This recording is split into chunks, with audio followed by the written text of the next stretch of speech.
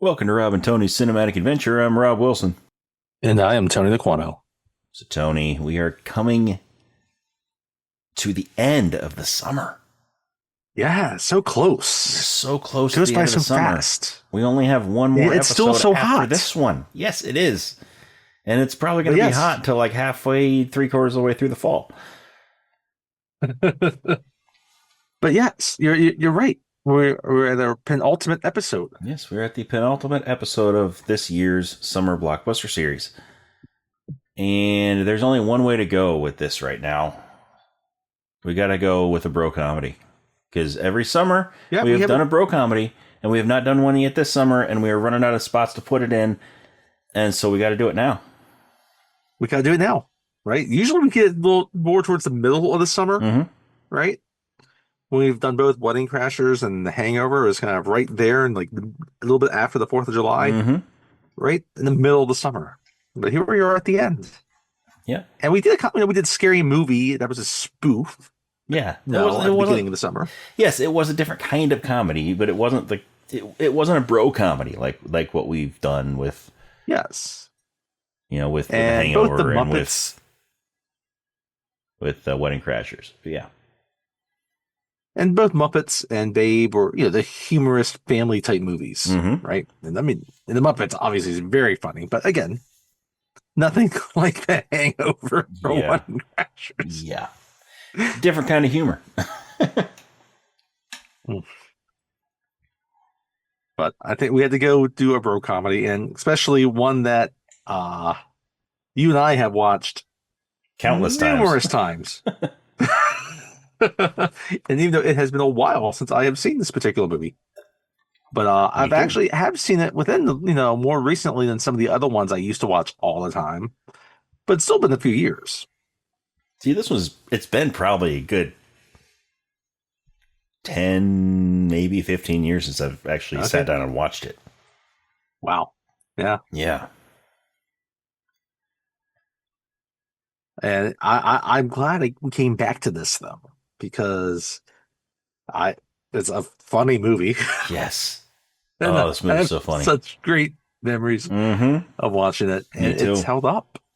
And it was still very, very funny. Because there was a time when you and I were watching this movie at least 2 or 3 times a month. I was going to say it was. We were watching at least every other week or so. Yeah, it's just endlessly quotable for us. Yep. This is this was there. This was at that kind of the top of our viewing movies, towards the top. Yep.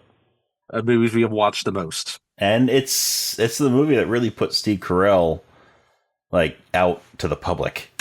What made him a household name, really, before The Office. Yeah. It did.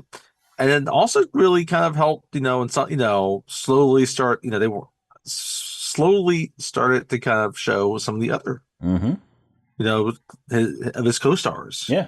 Paul Rudd, Seth Rogen. I mean, Paul Rudd had been around for a while before this, but yes, he hadn't really been in anything major before. No. Before this really brought him back out into the spotlight. We get a Kat Dennings, right? Smaller role than the others, but one of her early really roles. kind of one of her early roles. I think she maybe did one movie before this and some TV roles. Yeah. Elizabeth Banks, she had done some things too, but this was another kind of early-ish type role. One of the first kind of mainstream movies were Catherine Keener, who had mostly done independent movies before this. Yep. It was really more of an art house type actress, right? And here she is in the bro comedy. But yet she's the one that gives this movie so much heart. Yeah, but I mean, you got Jane Lynch. Jane Lynch is the other one, yes. Talked about her briefly in the Fugitive episode, because that was when she was in a very non-comedic role. early in her career. Very, very different role. This is kind of one of the first. This is like the first time I really not I should say recognized her, but noticed her in something, and then she went on another string of very similar-ish type of roles. Not the leading person, but always lending, as a supporting kind of comedic actress voice, right? And and then it was also Jonah the Hill had a small part in someone.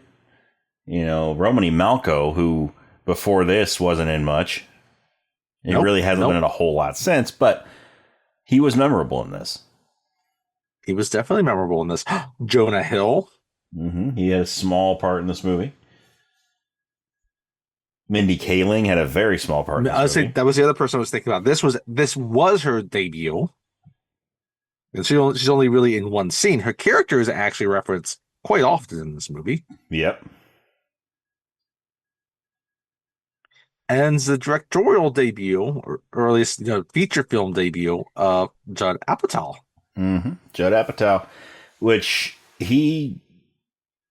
after this, Judd Apatow comedies became a thing after this movie. Yes, they did. This really paved his way to directing feature films. Because before this, he was more of a TV director, creator of Freaks and writer, Geeks, producer, Freaks and Geeks. Yep. Undeclared, which he brought in some of his Freaks and Geeks cast into this movie. Seth Rogen, yes, including Seth Rogen, who's in here. Who also was in Donnie Darko, which is very, very different. Yeah, and Seth Rogen's now a major star, obviously, writer and creator of his own. So, this was kind of the establishment of a lot of people that would really dominate comedy over the next decade and some even longer. Yeah. And have we even said the name of the movie yet? I don't think we have. No, we haven't.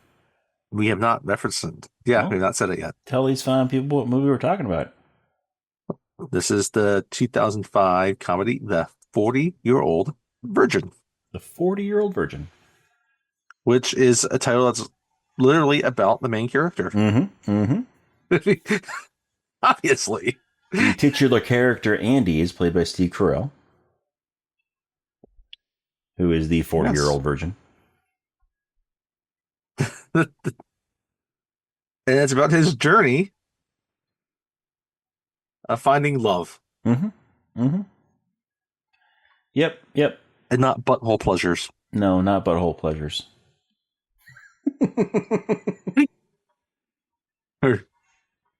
We'll get to that scene. It's not about butthole pleasures. Love is about connection.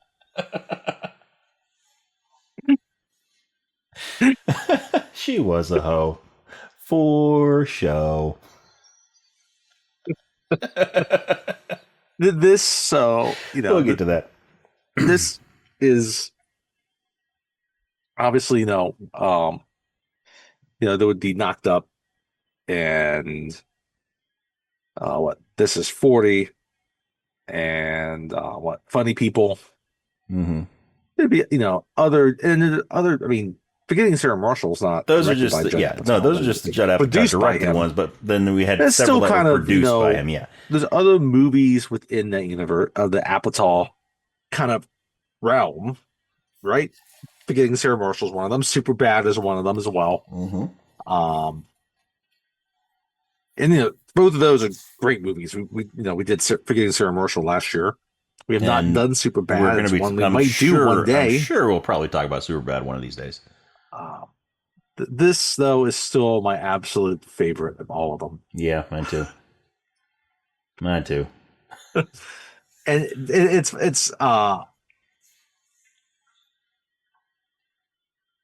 interesting because it's obviously there's a plot to this, but it's a very kind of loose plot. It's a lot of it's just like dudes talking. Yeah. And they make it work. It's kind of like a comedic Tarantino movie. Yes. Without the jumping around in time. Yeah. I mean, the plot's linear, right? You got a couple flashbacks in there, but that's about it. And they're like very brief flashbacks. This would have been a very easy movie to kind of fail with how it's done because everyone is like pitch perfect in how they deliver their roles. Mm-hmm. Mm-hmm.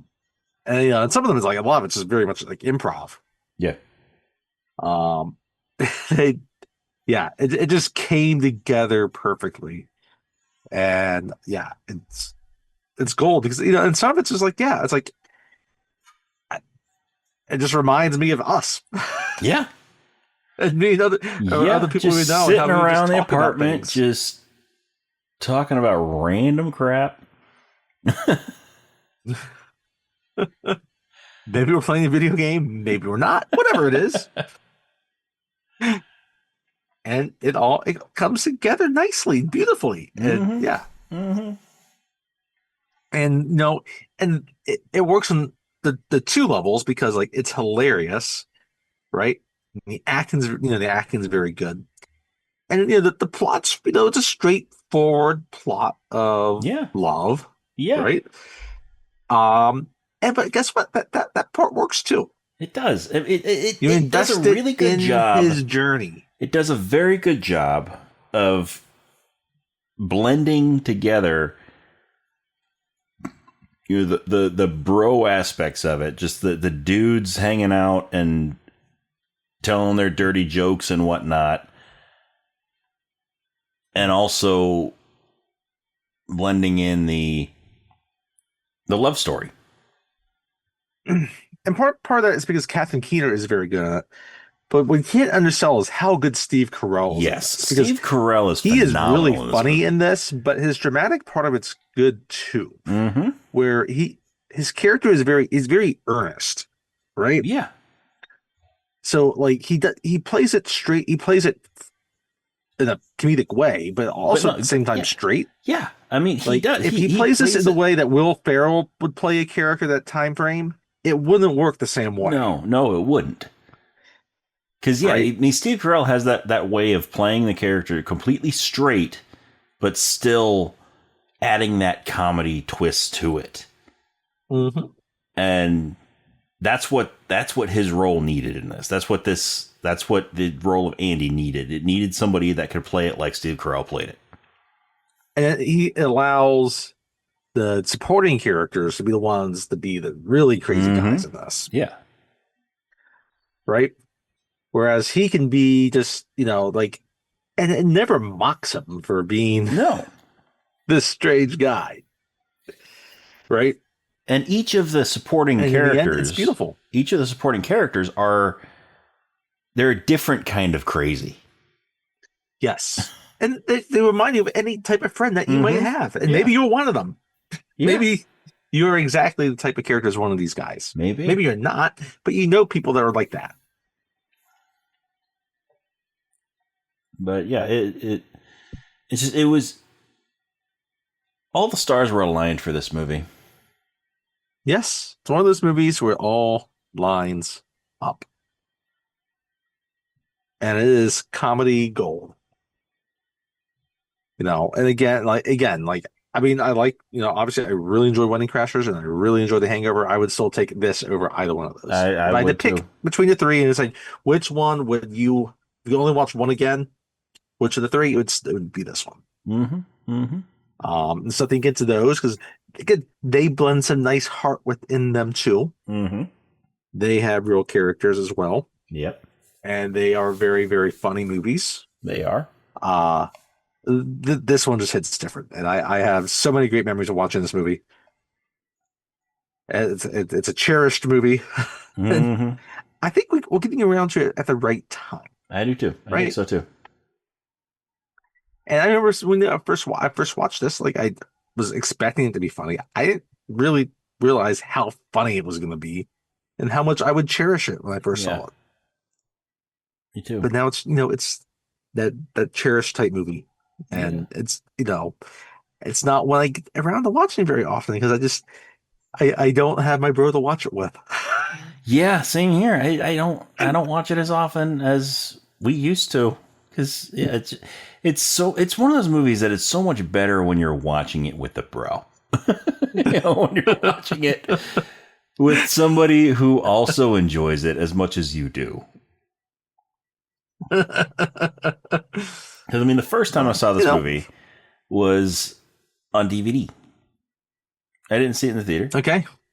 I saw it on DVD. Did I see it in 2005? I didn't see it. No, I did see it in the theater. I remember. I can picture my Regal ticket stub. Okay, yeah. But yeah, I saw it on DVD in 2005 by myself. And I laughed my ass off. Yeah, because it's a funny movie. It's a funny movie. But then when you and I watched it together for the first time, I laughed even harder. Because you need that other person that laughs as hard as you do at crazy movies like this.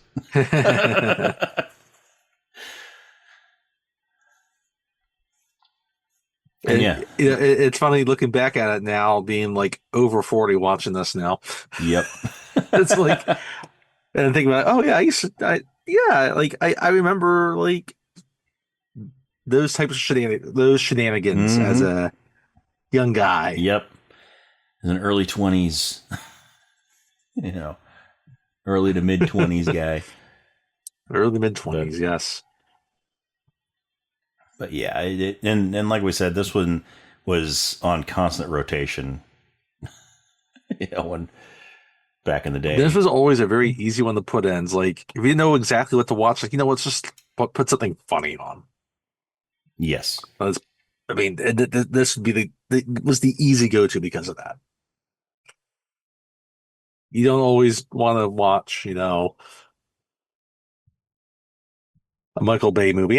Maybe you do want to watch a Michael Bay movie. I don't know. It depends on the Michael Bay movie.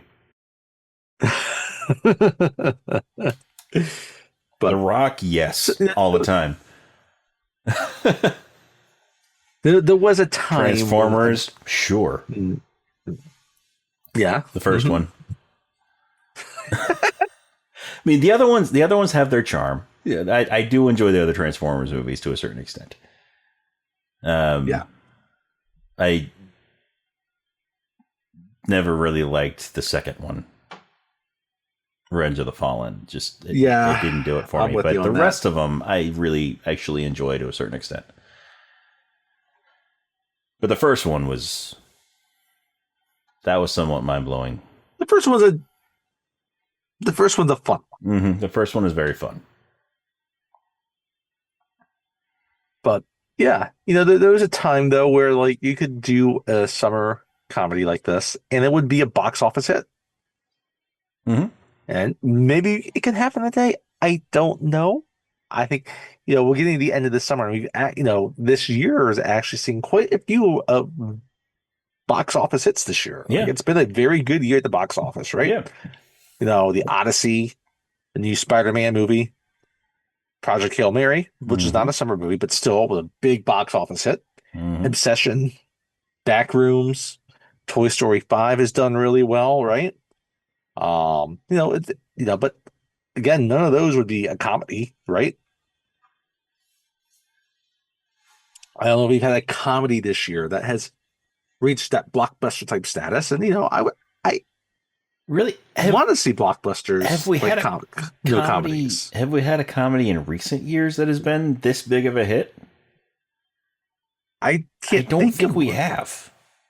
I mean, we've had some comedies that were fairly big hits, but nothing like this. Nothing like 40-Year-Old Virgin. The closest you're going to get, and I don't put it in that era, that I would put it in that comedy genre, would be something like Deadpool. Yeah, but that's different because that's got the whole superhero thing going for it too. It's still got this, yeah, exactly. And so it still has an angle and doesn't quite fit into that neatly. And now Deadpool is a popular character because of his irreverence, obviously, right? But that's different. So it's just not a genre you see hit like that anymore. So, yeah, it'd be good to see a comedy kind of break out again. Yeah, definitely. Because Again, there was a good string in the 2000s, and we've done three of them. This will be our third one that we're doing. Mm-hmm. And there's other ones that have done well too. Maybe we'll do some of those in the future. But today we're doing 40-Year-Old Virgin. So Yeah, so let's go ahead and talk about it.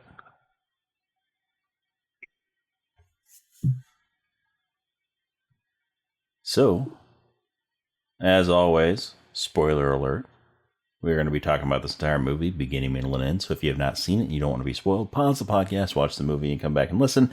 If you have seen it or you just don't mind being spoiled, keep on listening. But we are going to be spoiling every bit of this movie, including the chest waxing scene.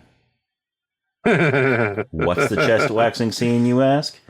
Oh, we're going to talk about it. well, You just got to wait just a little bit and we'll talk about it.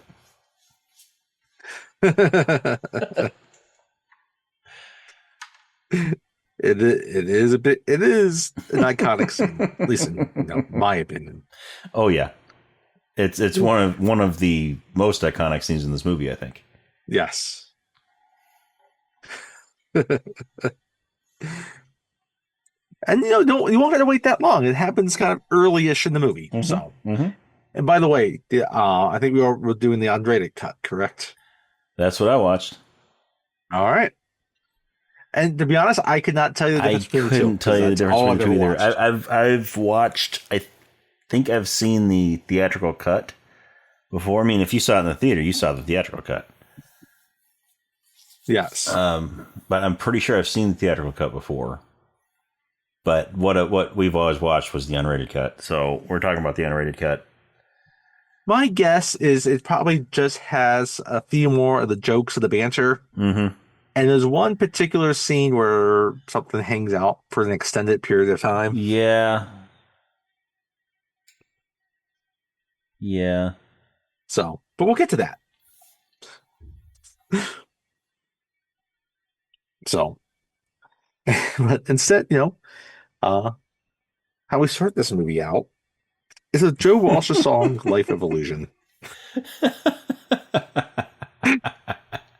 And Steve Carell waking up to it. Steve Carell wakes up in his bed. He gets out of bed, he goes through his morning routine, walks from his bed to the bathroom with a raging erection. How many movies open with morning wood?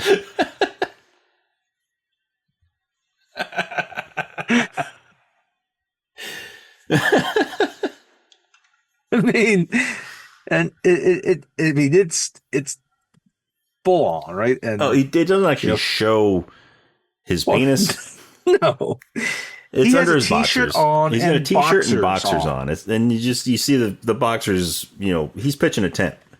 He's got that. And he goes to the bathroom, and of course he can't control it. Nope. He doesn't sit down. He's standing, and it's getting all over. Whatever. Well, no, that's where he.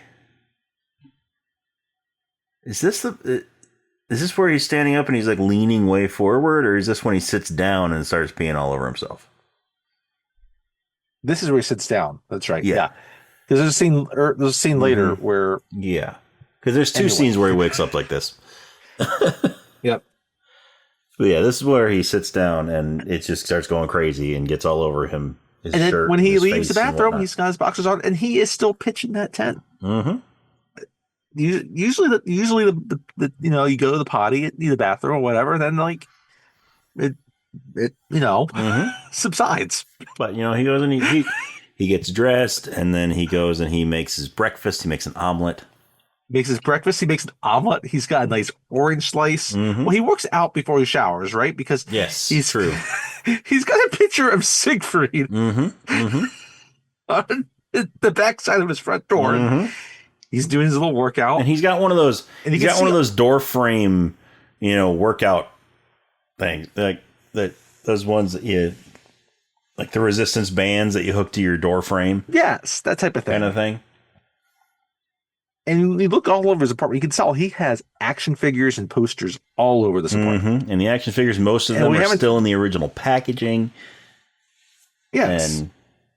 And what we haven't said is that, we talk about this apartment, and this is our first movie in a while. It takes place in Los Angeles. Yeah. Not that Los Angeles is really a character within this movie, but this movie definitely takes But place in yeah, LA. it definitely takes place It's in not shy about showing that it's in LA. So he's got kind of your typical like LA apartment, right? Not a New York City apartment, right? But yeah, so then he makes his breakfast. He's got like this gray polo on and khakis. Mm-hmm. You see he's got his work badge on, right? And then he finishes breakfast and he gets his bike. He gets his bike out, Yeah, his right? He rides bicycle. his bike to work. Well, And he's about to leave, and he then goes to, yeah, he gets his bike and he's starting to walk down the sidewalk with it, and his neighbor calls to him. His upstairs and he's got one neighbor. of these apartments. Like it's like a two-story apartment. Is how these houses are, Mm-hmm. right? They got a level, and then there's and the people above them. They have a little patio out on outside their front door, and it looks over his. They can see Yeah, him they got a little walk out his balcony up door, there. and they say, "Morning, Andy." And it's this elderly black couple. Yeah. And And he's they like, want to "Good know if they're going to morning. watch Survivor Are we together. watching Survivor later tonight?" It's like, "Yep, I'll be there." It's funny that at this point, Survivor was actually already kind of like 7 or 8 years old. Mm-hmm. But it was still big. It was still So big at big. the time. Yes. And yeah, but Andy won't miss Andy's not going to miss watching Survivor tonight with them. Nope. Nope. Nope. This is the weekly meetup with this couple. And so Andy walks away with his bike, and as he's walking away, the husband of the couple turns to his wife and he says, "That boy's got to get laid." I love it. I love her. It's like, tell me something I don't know. Hey, they could be a nice couple and offer her services.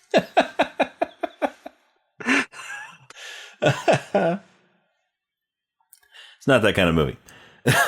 Not that kind of movie. So anyway, he rides his bike to work, right? And he gets there, and we find out he works at a store called Smart Tech. Which, if you were around in the early 2000s and remember Circuit City, it was very similar to Circuit City. Very similar to Circuit City. And it's funny. It's funny rewatching this now, and seeing how much technology has changed in the 21 years since this movie's been released. Yeah. In terms of phones and TVs and everything like that. Like so many things would happen differently in this movie if you had smartphones as opposed to the cell phones of that era. Yeah. I mean, they were still using flip phones then in this. So anyway, so he gets in there, he gets in the store, and he is diligent. He doesn't just lock his bike up. He takes off his wheel. He takes off the front wheel because he doesn't want anybody stealing his bike. If somebody's going to steal his bike, they better have a wheel for it. And he's walking in, and there's this woman who is wearing a very low-cut shirt with big old cleavage. Mm-hmm. And she has a question for him, and his face is like right in her cleavage. Yeah. Unintentionally. He's like, yeah. And he's like, "Oh, I don't work in sales. I'm the stockroom manager." And then this other salesman comes up. He's like, "Welcome to Smart Tech. How may I help you?" Right. And this is Jay. This is Jay, Romany Malco. Have we said Steve Carell's character's name is Andy? Did we say that? I can't remember. Yes, we have said Steve Carell's character's name is Andy. Right. But that's the only name that we've said. Right. And so, now if you've been to Best Buy, right, there's still TVs in Best Buy, right? So just like back then, they had walls of TVs that they're selling, right? And they're all there, and they're playing. Obviously, they're all playing the same channel, and it's all really one music video. It's Michael McDonald. And you see Paul Rudd's character there, David, talking with the manager, played by Jane Lynch, right? Paula. And David, talking. Paul Rudd, is telling Paula that he is sick of hearing Michael McDonald every day, all day, every 8 hours. And this is Paula's favorite thing to put on those TVs. That's right. And, David is like, if I have to hear Yamo be there one more time, I'm going to Yamo burn this place to the ground. He's like, can we turn it off just this once? It's like, I would, she's like, well, what do you propose we put on? It's like, I don't know. I don't care. We could put on Beautician and the Beast. I would rather watch and listen to Fran Drescher for 8 hours. This movie has so many obscure references to movies. Yes. Like, even in 2005, people had completely forgotten about Beautician and the Beast. It was not in the everyday vernacular.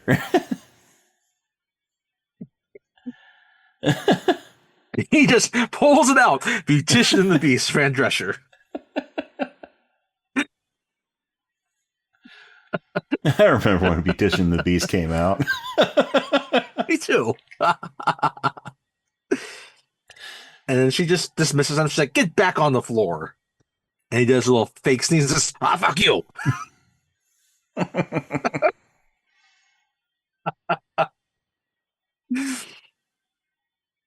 Right. And now we cut back to Andy. Right. He is settled in to his area in the stock room. Right.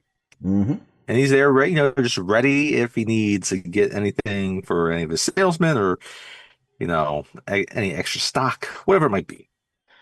And we get introduced to his coworker there in the stock room. Yeah. One of the stock boys, Seth Rogen, playing Cal. Playing Cal. Exactly. And Cal sits down. He wants to know all about Andy's weekend.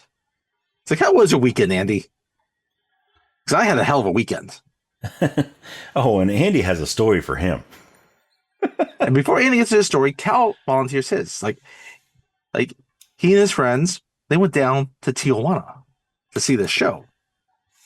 Mm-hmm. And it's all about a woman fucking a horse. And he's like, when you hear about a woman fucking a horse, you got to go and see it, right? You don't know what to expect. And when we got there, and it's literally a woman fucking a horse. And like we were shocked. It was kind of disgusting.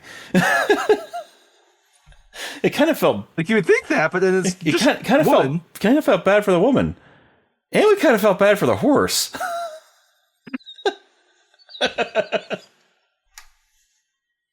Anyway, so how was your weekend?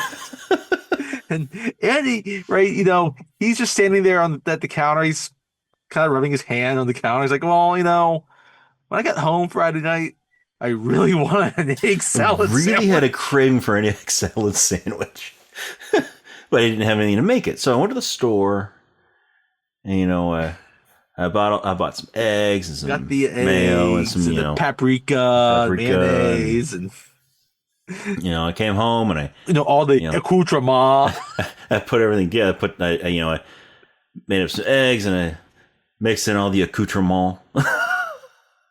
And all this and Cal's just sitting there. He's like just kind of nodding his head. He's like, yep, okay.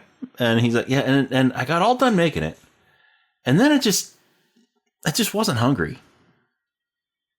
Cal's like, yeah, I imagine. And I didn't have any bread. Plus, I didn't have any bread.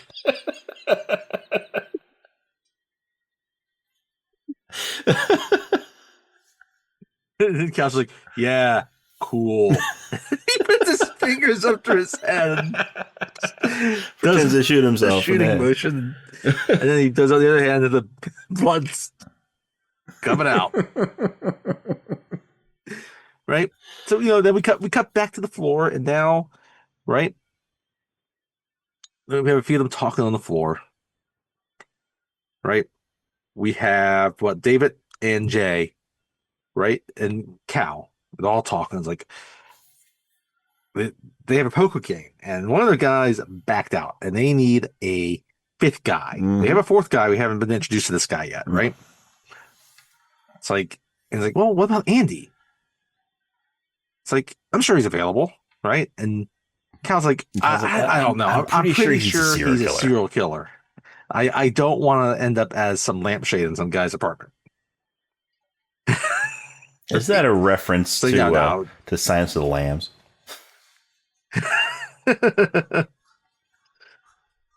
And so, now, like, if you want to play, we got to invite them, right? We don't have anybody else, right? And so they go over, and Andy, he's doing some inventory or something, right?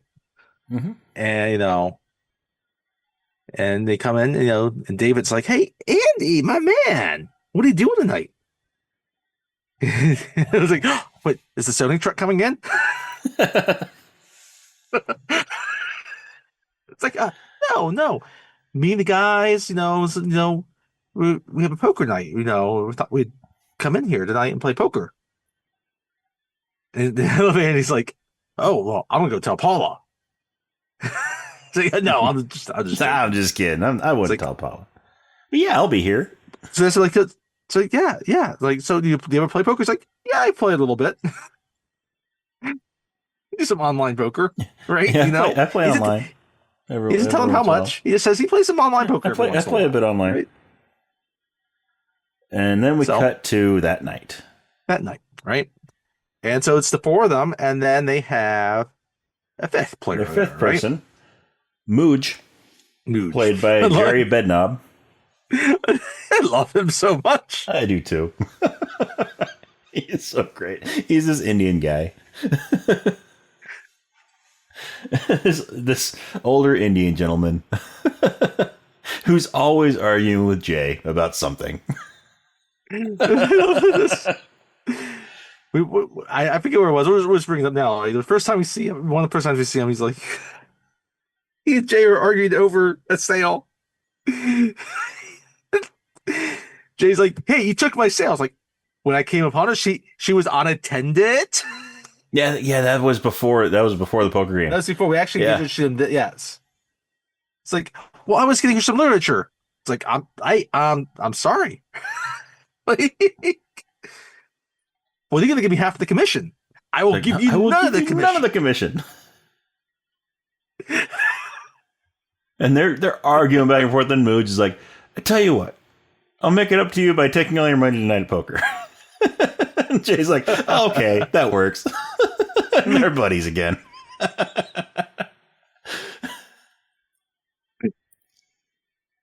This scene's like, Trent's like, what?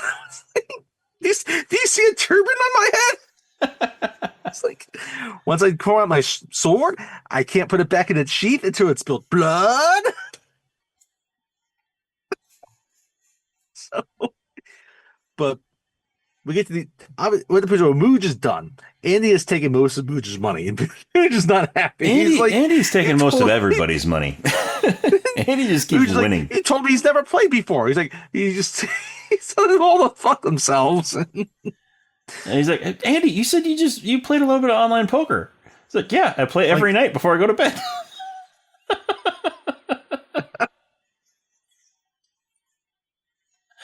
And so Mooj leaves, and now it's just the four guys. There's four guys, right? Our main four guys that we're going to follow most of this movie. And we'll see a lot of Mooj also. We do see a lot of Mooj.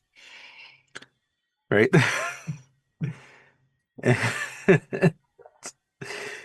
They start talking about, Jay starts talking about how he recently was making love to a lady. It's not his girlfriend. Mm-hmm. Right? Mm-hmm. And it's this kind of crazy story about what happens, right? And so then no, David is going next. It's Jay goes next. So yeah, I was making love with this woman once, and then her dog came in and started licking my balls. Well, it's Cal. Cal says that. That's right. Cal says that. Because Jay told the first one, now Cal's telling. Look, and Jay's like, I know your ass finished. He wasn't licking, the dog wasn't licking his balls, it was licking his asshole. That's right. The dog started licking his butthole. And now it seems like now I'm in this predicament where, do I finish or do I push the dog away? And Jay's like, I know your sick ass finished. And he's like, oh yeah, I did. And then I tried to steal the dog. The dog. That's I tried to steal the dog. That's what it was. And then David comes in, So David broke up with his girlfriend a couple years ago, and Mm-hmm. he is still in love with this woman. Yeah, his ex-girlfriend Amy, and he is Right? hung up on her. When Amy and we used to make love. And again, he says love, right? Mm-hmm. You know, we'd make love. We'd make love. It's like our souls were connected. It was like Michael Biehn and Linda Hamilton in The Terminator. There was true emotional catharsis. And we gave birth to the leader of the resistance. And this is too much for Jay. Jay's like, and this is why you don't see Terminators around right now, because our son stopped it.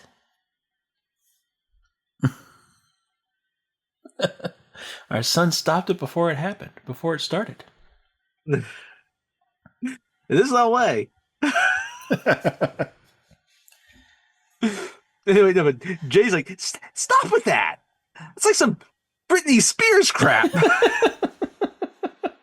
And I love that Andy just pipes in. He's been listening to everything, and all of a sudden he decides to like, hey, you gotta get past that. No ass is worth that. Yeah, you gotta get past that. No ass is worth that. I always say. And then let's see how you always say. I forgot.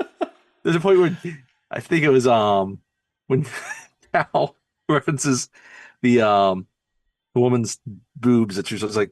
Well, that's after. He's like, that's after. I love titties. That's after though. That's because then they ask Jay's Andy, like, hey, to tell Andy, a story. Give this man a real story. Yeah, give this man a real story. He's like, and he's like, oh, I've got so many. Which one? Well, I dated this girl once. So many good ones. And she loved to get down with sex all the time. And like, I bet she was dirty, wasn't she? Because Jay's like getting into the story. She loved the dirty talk. Loved the dirty talk. What'd you say? It's like, yeah, I want. She'd say stuff like, I want to have so much sex with you, and we want to. And me so horny, me love you so horny, me love you long time. But what were, and Jay was like, well, what were titties like? And I love Jay. Like, I love titties. He's like, yeah. Describe her breast. Well, she had titties. You know how? No, like are you talking about she like the Stevie Wonder like one, the like nipples, the rare ones, or like the nipples? Like did she have like Geographic? Did she have like the National Geographic long National Geographic ones, or was it like the Braille, like the Stevie Wonders? Oh, well, yeah. You know what it's like when, you hold a woman's breast and it's like a bag of sand. It feels like a bag of sand. Like, and then all of a sudden, what? Bag of sand. Have you ever held a woman's? So and all of a sudden he wants to change. Like, let's just go back to playing poker. Like, no. Have you ever? Wait, and then all of a sudden Jay's like, hey, I have a question for you. They're saying like, are you gay? It's like, no, I've been I've boinked plenty of women. And just, I gotta know. Like, are you a virgin? Well, before he says that, then Cal's like, it's okay if you're gay. I touched a guy's balls in Hebrew school once. Yeah.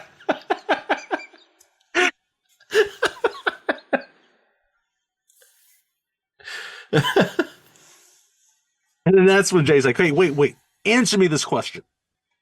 Are you a virgin? He's like, no. I love that, Jay. He's like, no, not since I was like 12. Yeah. And they're like, oh, it all makes sense. You're a virgin. And then David's just in the back. David's not been saying a whole lot during this. Mm-hmm. He's like, let's not be mean. Right? And she's like, I'm not being mean. I want to help a brother out. We're going to...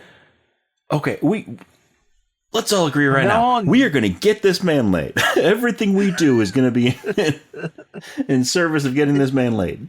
And he's not ready to hear about that, right? So he's just going to ride on home.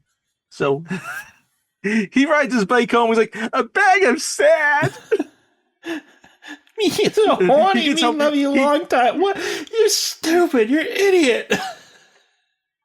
He gets home. When he gets home, he just walks around his apartment, just like screaming at himself. And then he gets in his bed, and he's got his blanket and comforter over him. Above his headboard is a giant Millennium Falcon, Yeah. and he's like, "Oh, those guys are great! I can't wait to see them tomorrow. They're gonna forget all about it."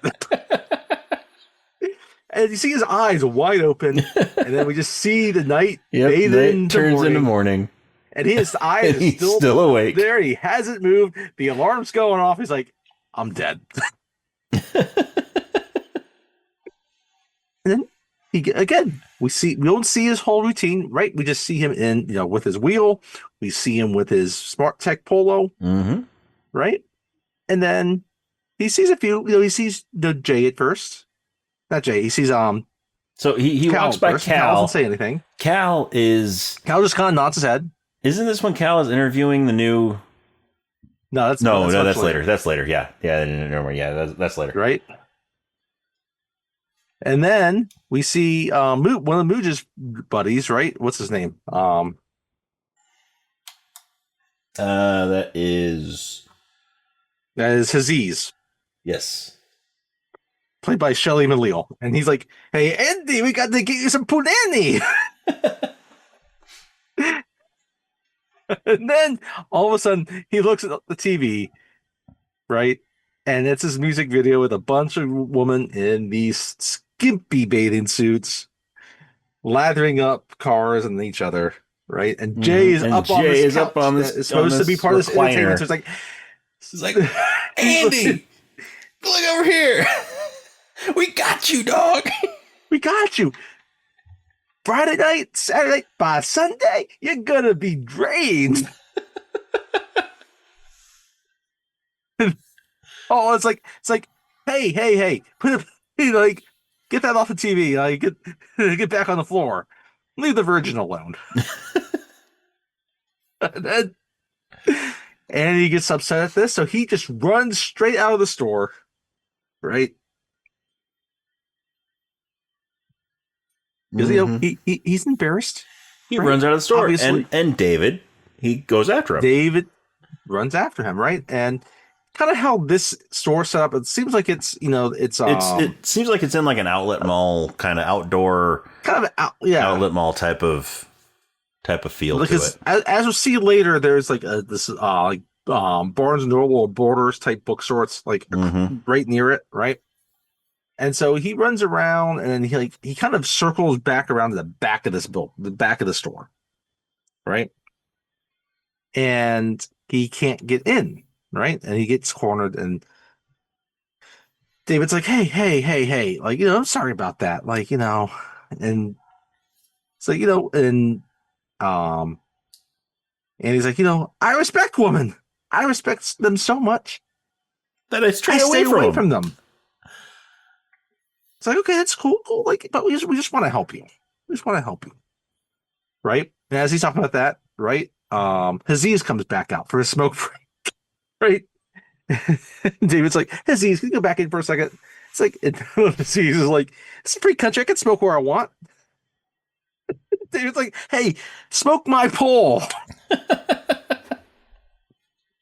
Like, he's being very nice and kind to Andy, and all of a sudden he just tells us he's to smoke his pole. And he's like, fuck you, I'm telling Paula. And then, so Andy makes it very, it's like, makes it kind of simple. So it's like, all right, let's talk, right? So instead of going straight back to the store, Andy and David, they go to this small little coffee shop. Yeah. Right? And they start talking. And David's like, how come did it happen? It's like, well, because at first it was a little bit awkward or nervous, and then it didn't really happen. And then after that, it's not like I wasn't trying a little too hard. Right? And at some point, like, it just no, it didn't happen. And so I just kind of gave up on it and let things happen, let life happen. Right? And David's like, how about this? Right? No, there's no pressure. How about you You come out with us on Friday night. You meet a girl, fine. If not, whatever. But just come out with us and enjoy yourself, right? He's And he's like, hey, okay. do you think that that. this is like I think the first time we've said more than like 3 words to each other? It's kind of nice. And David's like, yeah, just come out with us. So Andy agrees, right? So they end up at this, typical kind of club, not It's raging like, club, but no, but it's a club. It's a club, right? people are drinking. And we see at first, Cal, he's there talking with Cal. It's Andy and Cal kind of talking with each other, right? And Cal's just trying to give him advice. Like, okay, what you want to do first is look for the drunk bitches.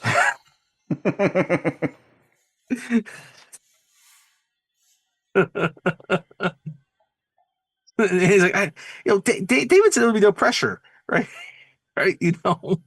Like I don't know if I feel like comfortable being on drunk bitches. It's like, hey, you're using bitches like it's a derogatory term. I'm not using it like it's a derogatory term. What? This is before we met Catherine Keener, right?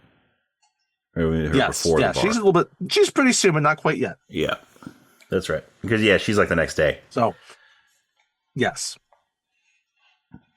So it's like, okay. So how do I know what to look for? It's like, well, you got to use your peripherals, right? So like, right now, the peripherals. I'm is staring Jay. here. The peripherals is Jay, not Cal. And Jay's like, you got to use your peripherals. So right now, I'm not. He's staring. Looks like he's staring at Andy. He's like staring at Andy right in his eyes. Looking at you. I'm not looking at you. I'm looking at the girl in the yellow dress or whatever it was, right? It's like, all right, how about you use your peripherals, right? So you had Andy. He's just kind of staring at Jay. He's like, all right, well, it looks like it might be a ficus. Jay's just like, are you joking with me? It's like, no. I see a girl over there. She's very pretty. And so they decide that they're going to. Is this the girl that he's going to go? Well, after before we hit that, when... before we get to that, because there's a couple things that happen within that, right? Because he starts to go for a girl who's passed out drunk, and he bumps into this table, right? Mm-hmm. Yeah, and then David comes over. He's like, well, no, she needs to be like clinically alive, not like passed out drunk. But before we get to the next part, because he's going to end up seeing Cal right after that, we've got another important interaction within when he first gets to the store. So he does see Mooj, right? And Mooj is like, hey, don't worry if you're not a virgin, right? Because life's not about your dirty Sanchez's and your butthole pleasures, Cincinnati bow ties, and rusty trombones, or butthole pleasures. And Andy's like, no, it's not about butthole pleasures at all. At all. It's like, hey, you got plenty of time. What are you, like 25? It's like, I'm 40. It's like, oh, you gotta get on that. And I love it because like Mooj is like a short little elderly Indian dude. Mm-hmm. Like you said, he's got white hair, he's like balding, and he's like in his 60s.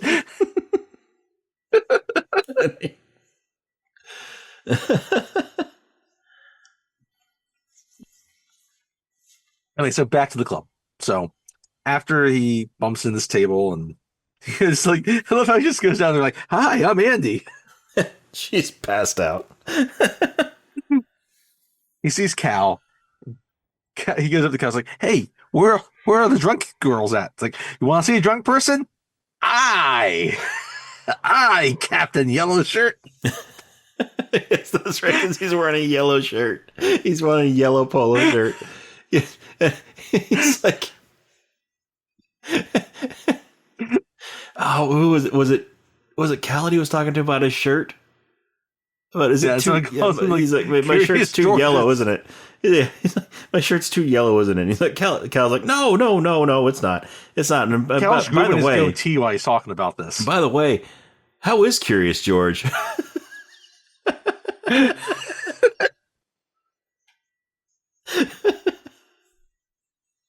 And so, but so after he bumps into Cal, he's like, okay, I can find him. Like, and then Cal's like, no.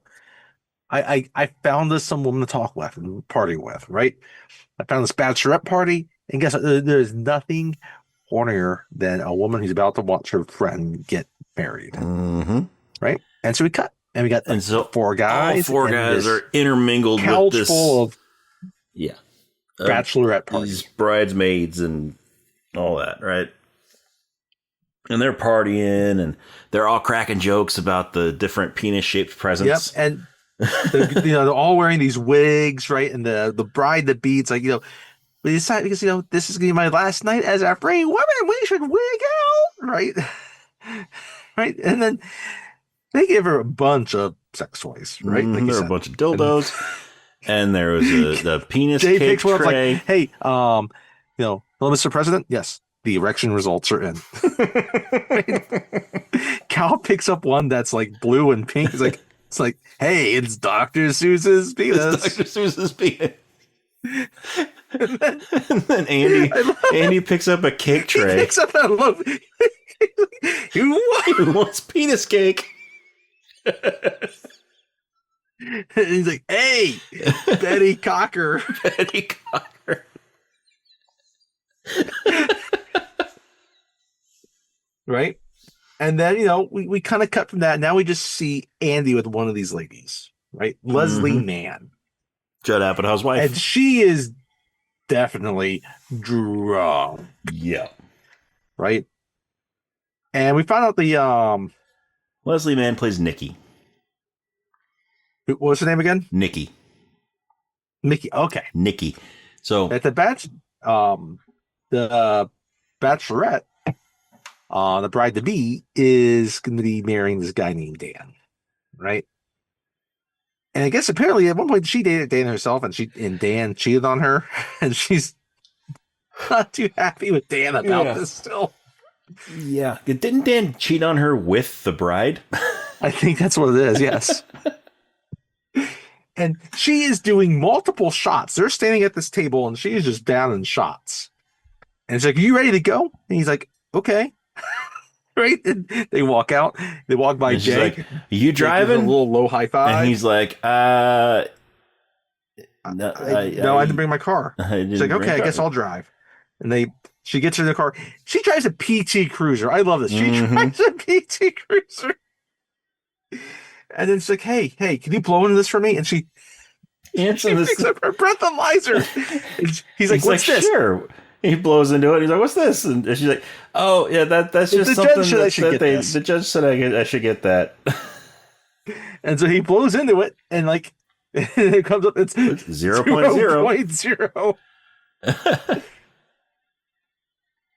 And then she turns on the car, turns on the radio, and she's got Missy Elliott playing. Yeah. Get your freak on. And she starts driving. And she obviously we've set this up. Crazy. She's drunk, dancing. She has had previous things, and she is dancing to Missy Elliott. Like, you remember those commercials in the early 2000s, late 90s, early 2000s, for, what was it, a Mitsubishi commercials where the girl's just dancing in the passenger seat while the guy's driving, right? Well, Chappelle Show did a spoof of it. She's driving. Now Leslie Mann is driving while she's dancing like this to Missy Elliott in a PT Cruiser. And she's weaving in and out of traffic, running red lights, everything. And it's like, Andy hey, is just sitting there. He's hanging on for dear life. And she's like, hey, don't ever get involved with guys named Dan, because that rhymes with man, and men are assholes. And she looks at him. She was like, do you think I'm pretty? And she's just staring at him, waiting for him to answer. She's not watching the road. He's like, oh, you should look at the road. He's like, do you think I'm pretty? He's like, yes, you're pretty. Yes, you're pretty. I just don't want to die. I don't want to die. And he tries to get the wheels, like, and she slaps his hand. I'm like, I'm not going to get your hand, you got into my pants that way. And all of a sudden, like, they get to a point where they're by all these parked cars along that parallel parked. She's just taking off all their mirrors, and just rubbing up against all of them on the way down. and then slams into. She's like almost home, so she tries to make this U-turn, and just slams into this car. Slams into a car. She's like, fucker came out of nowhere. And she's like, I probably shouldn't eat that shellfish sandwich. and then she turns over to Andy and she just pukes right in his face. He's like, it tastes like shellfish. Did you daiquiri tonight? And he's like, did you have a daiquiri tonight as well? It's like, yeah, I thought you did. And she's like, I'll still have sex with you if you want me to. I'll still have sex with you if you want me to. He's like, no, I think I'll pass tonight. Pass on that.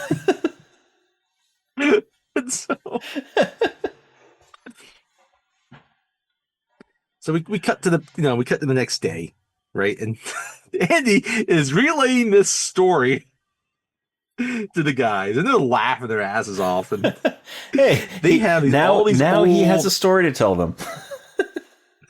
These bulbs, right? And they're just smashing them, and they're laughing their asses off at this story. They got these fluorescent light bulbs, and they're just smashing them out on the loading dock. And, Gals is like, it's like, probably should have told you, but like, you should probably drive the drunk bitches home. It's like, well, I have a bicycle. Well, who told you to drive a bike, Schwinn fucking Armstrong? It's like, Einstein rode a bike. Einstein also got laid.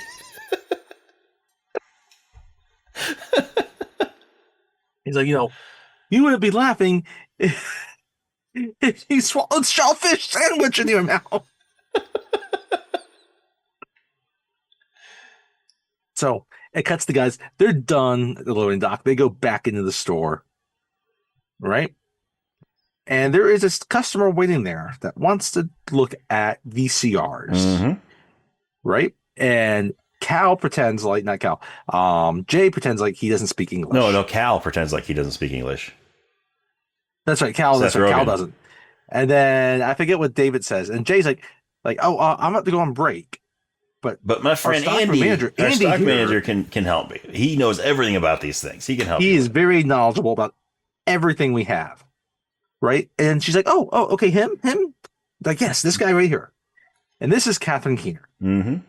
She plays Trish. Right? Plays Trish. Right? And so we don't know what she's looking to buy. She knows she's looking for someone to help. And then, she says what she's looking for. And then she's looking at these VCRs. Mm-hmm. And Andy just loves like, it's like, you don't want that. You don't want that technology. I mean, yeah. Now, if you still have a bunch of tapes, you should probably look at this. This is the combo. This is the right? VHS DVD combo. DVD combo, right? You can still play all the old VHSs, but everything's switching to DVD. This is what you want. She's like, okay, I'll take it. I'll take it. And then they talk a little bit. It's like, and she's like, yeah, I work across the street from here for a couple of years, and I've never been in here. And he's like, oh, where do you work? He's like, oh, so I run that. We sell your stuff on eBay. We sell your stuff on eBay. He's like, what's that? What's that? Well, we sell your stuff. I take all the stuff you don't want, and we sell it on eBay. I sell on eBay for you. Like, so what? People come into the store and they buy stuff from you. He's like, no, I don't sell anything in the store. People bring their stuff to me and I sell it on eBay. So why do you have a store? It's like, I don't, to seem professional. I don't know. To seem like I'm not just some crazy bitch trying to take your shit. That's trying to sell this stuff. It's like, oh, okay. He's like, tell you what, like, like before they ring her up, it's like she gets out her business card. It's like, let me give you my name, my number. Yeah. And so she writes her phone Right? number on the If back you of want the to business stop in, you card. can. Right? It's like, okay, I'll do that. I'll come he's like, well, if you're across the street, why would I need your number? It's like, I don't know, Andy. I'm just giving it to you.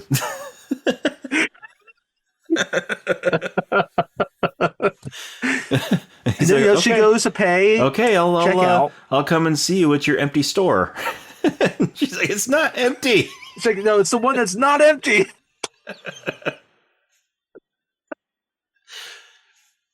There's already magic there. You can feel it. Yeah. You can feel it. There's already some chemistry there between the two of them.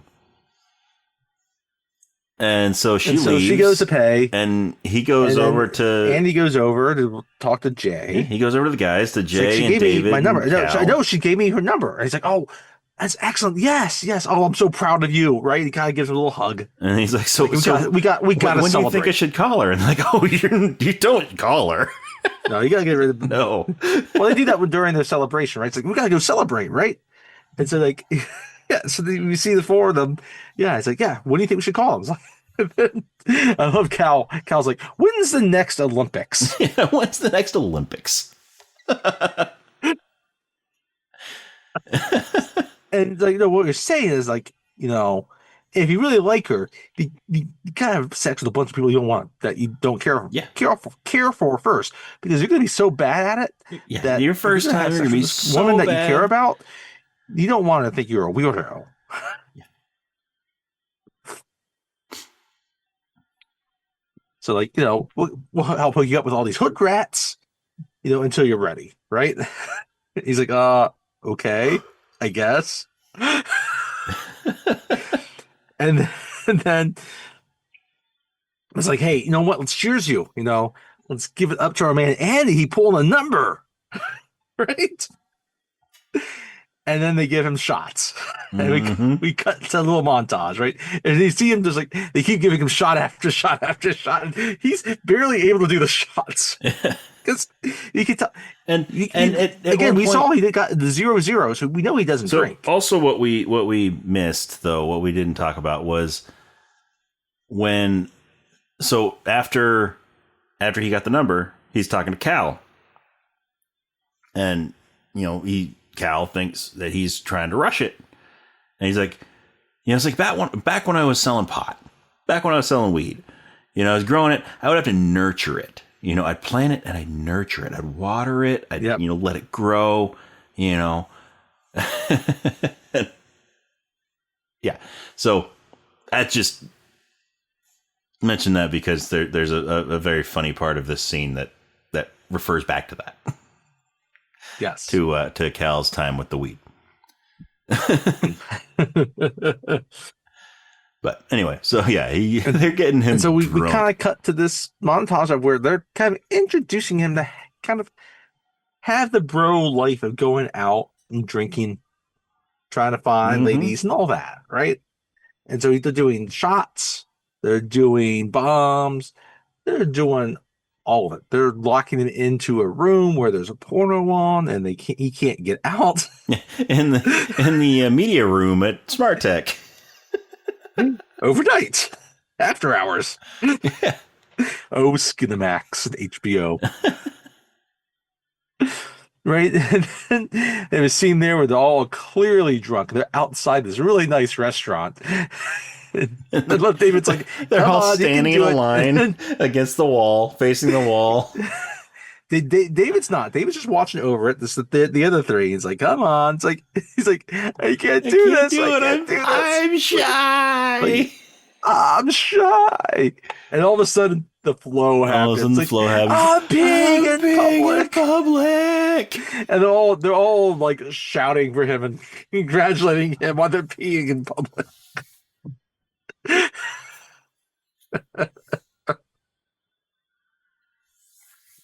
Right. Yeah, maybe his conversation with Cal about the weed is after this. But anyway. It is after this. It's a little bit later. But so they kind of finish the little montage of this. And then we cut back to Andy now. He's back on his morning routine. He's made waffles. And he looks over on his fridge. And he sees He's made 4 waffles, but only takes 2 of them out of the waffle maker. That's right, yes. Now, I get, he probably just poured the batter in there and it filled everything and made 4 waffles. That's what happens. But what's he going to do with the other 2 waffles? Is he going to save them for later, or is he going to throw them away, or what? So, anyway, so he makes them, and all of a sudden he looks at his fridge, and there's that business card, Trish's business card. Or we sell your stuff on eBay. Right? And so he gives it a call, and she answers, and he gets scared and hangs right away. Right? And we cut back to the store, and we see Cal in there, and Cal, right? This time Michael McDonald's not on the TV. This is Scott Snyder's Dawn of the Dead remake is on the TV. And Cal is just watching it, and and he's like, "Hey, Jay's watching it. Question. Jay's watching it. Not Jay. It's right, Jay. Yeah.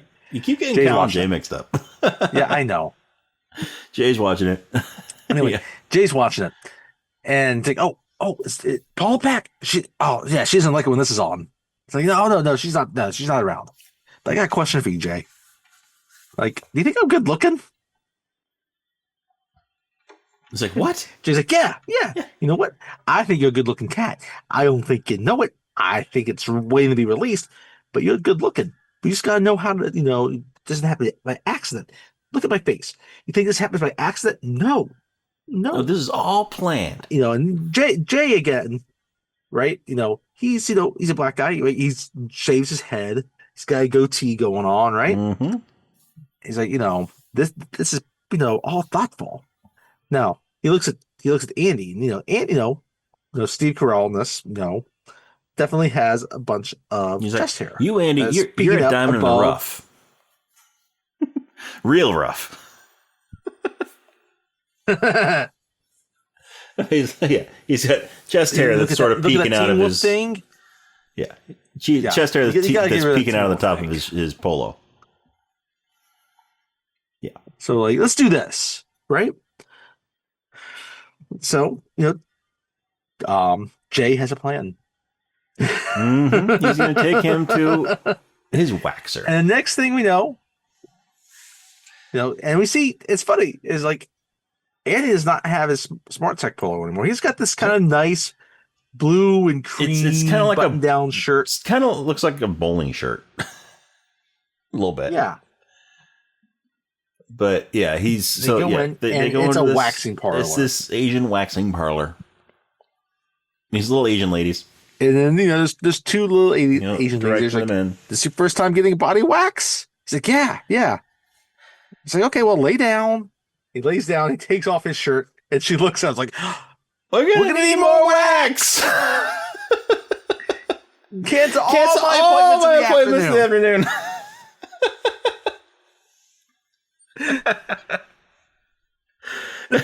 So I love David's like, is it David or is it Cal? It's like that says like, I love you a sweater. Is it coming in a V-neck? I think it's David.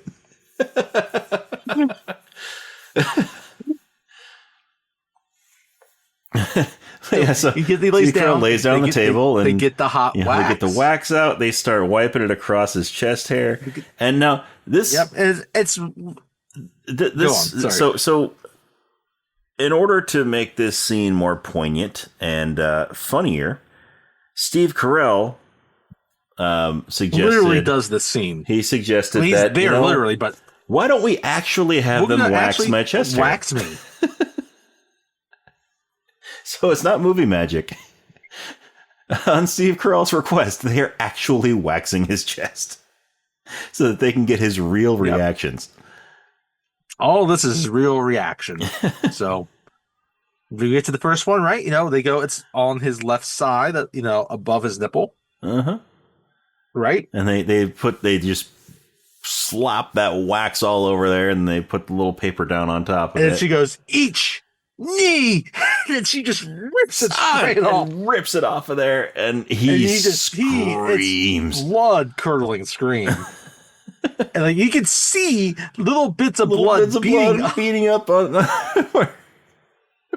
where the hair was. And they're like, oh, and like I thought you get the guy's reaction like oh, and this paper like, she rips off, it's fur.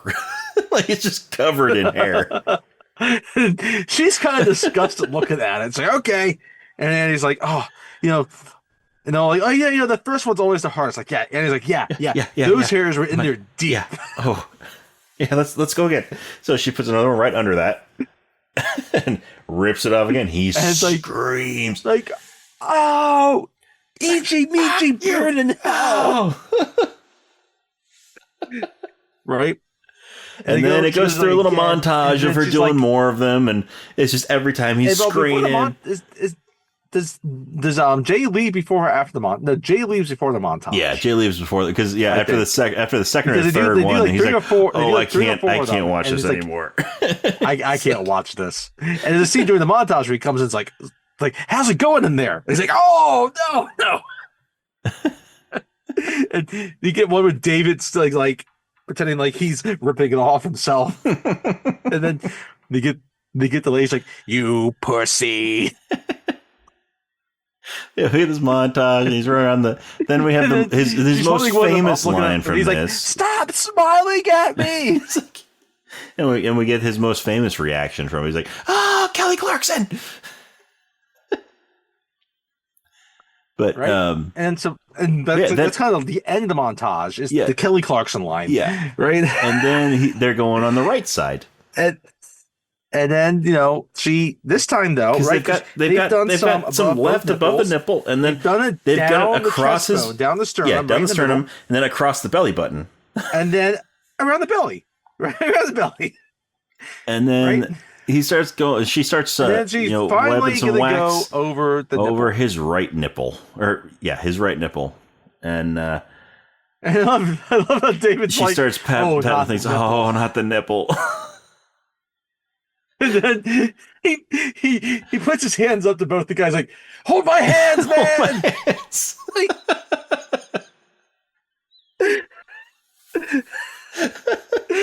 And she rips that thing off. All the hair comes off around his nipple. Nipple, fuck. It's like, okay, I'm done. No more. And he stands up. He's like, this is not a good look for me. And then David's like, you look like a man-o'-lantern.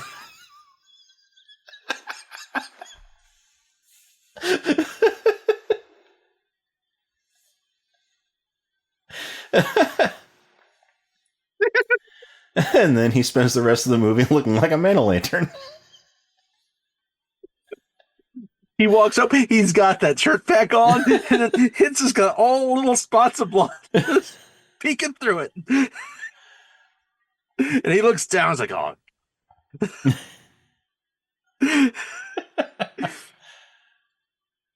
So we cut back into the store, right? And now he's back doing his thing, right? In the does he call her again before or after he gets back to the store? I think he calls her again. Yeah. He's back in his apartment at some point here. Yeah, he calls her again, right? And she answers, and you can tell he's in his room where he's got all these action figures, right? And this time he doesn't. I'm gonna call again. Away. He doesn't hang up right away, but he doesn't really. And she answers. She's like, hello. And he's about to speak, and he's like, I was wondering if you got a few minutes to talk about laundry detergent. And she's like, are you a salesman? It's like, yes, I am. What's your name? It's like, James. It's like, well, James. Well, tell you what, James. Go fuck yourself. How about you go to a tall of a top building and throw yourself off? And he's like, all right, goodbye, good talking. She's like, yeah, fuck your mother. Right. And so we forgot there was a little montage of him earlier after when he first gets to the back to the Smart Tech 2. When David corners him at the back of the store, where he's like, I've got a very fulfilling life. And you see him walking around, he's playing the baritone. Yes. Right? He's reading a comic. He's singing into karaoke He's by himself. karaoke by himself. He's painting his little miniatures. Anyway, so little D&D miniatures. I don't know, just seeing him with all the action figures made me remember that scene. So with that little quick montage. Mm-hmm. So after this call, they go back to the Smart Tech, and the three of them show up. It's like, hey, Andy, what are you doing for lunch? It's like, oh, I brought a sandwich. It's like, oh, you know what? Bring it. Save the sandwich for dinner tonight. Like, there's this place around the corner, and we should take you out. We want to take you out. Well, like, no, before they go there, before they go to lunch, then Cal takes Andy across the street to the bookstore. Oh, that's right. That's what happens first. Like, they're carrying out a TV that someone bought together. Yeah. So, and that's when he talks about the plant. Andy's helping Cal carry it. Yeah, that's when you nurture the plant and you let it grow, and then you fuck the plant. Yeah. And then I love how they're carrying this and they accidentally drop it. And the woman's like looking at them. It's okay. There's tons of padding in here. Throw this off a building and it'd be okay. It'd be fine. Okay. And then I love when they go to put it in the trunk of her car. When they put it on, you just hear glass. It's like a minivan, and they put it in the back, and they put it in the back, and you just hear the glass shuffling around in there.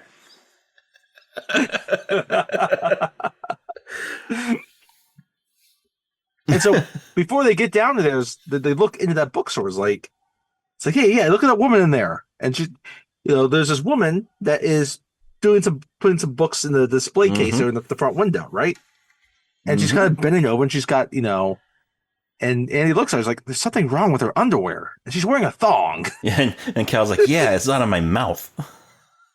But this is Elizabeth Banks. And so then after they put this TV into the woman's van, right? She's like, it's like, I gotta tell you, Jay's idea, it was waxing chest was the gayest thing ever. Like, you just gotta let, just ask women questions and let them talk. Mm-hmm.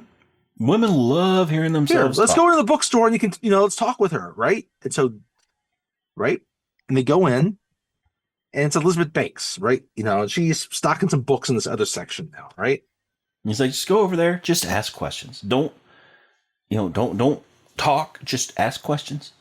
Let her do all the talking. Be like David Caruso and Jade. Oh, I can do that. It might be even more obscure than Beautician and the Beast. It might be. Although we did do a Linda Fiorentino movie a while back when we talked about Men in Black. We did. But so he casually walks up and she sees him like, can I help you? He's like, I don't know. Can you? Can you? Like, well, it's like, we've got a lot of books. Do you like books? Or what kind of books do you have? I don't know. Like, we have all kinds. We got a lot of do it yourself. Do it yourself. Like, do you like to do it yourself? She's like, sometimes. She chuckles. When the mood calls for it. And he's like, what's your name? It's like, you're cute. What's your name? It's like, what's your name? It's like, Beth. Beth. He points to her name tag. Andy. It's like Beth. And he points to his badge. He's like, Andy. I like her name tag's like right on her boob. Mm-hmm. He's got like a lanyard name tag. And so it's like, just, so he just points to it on his chest. Andy.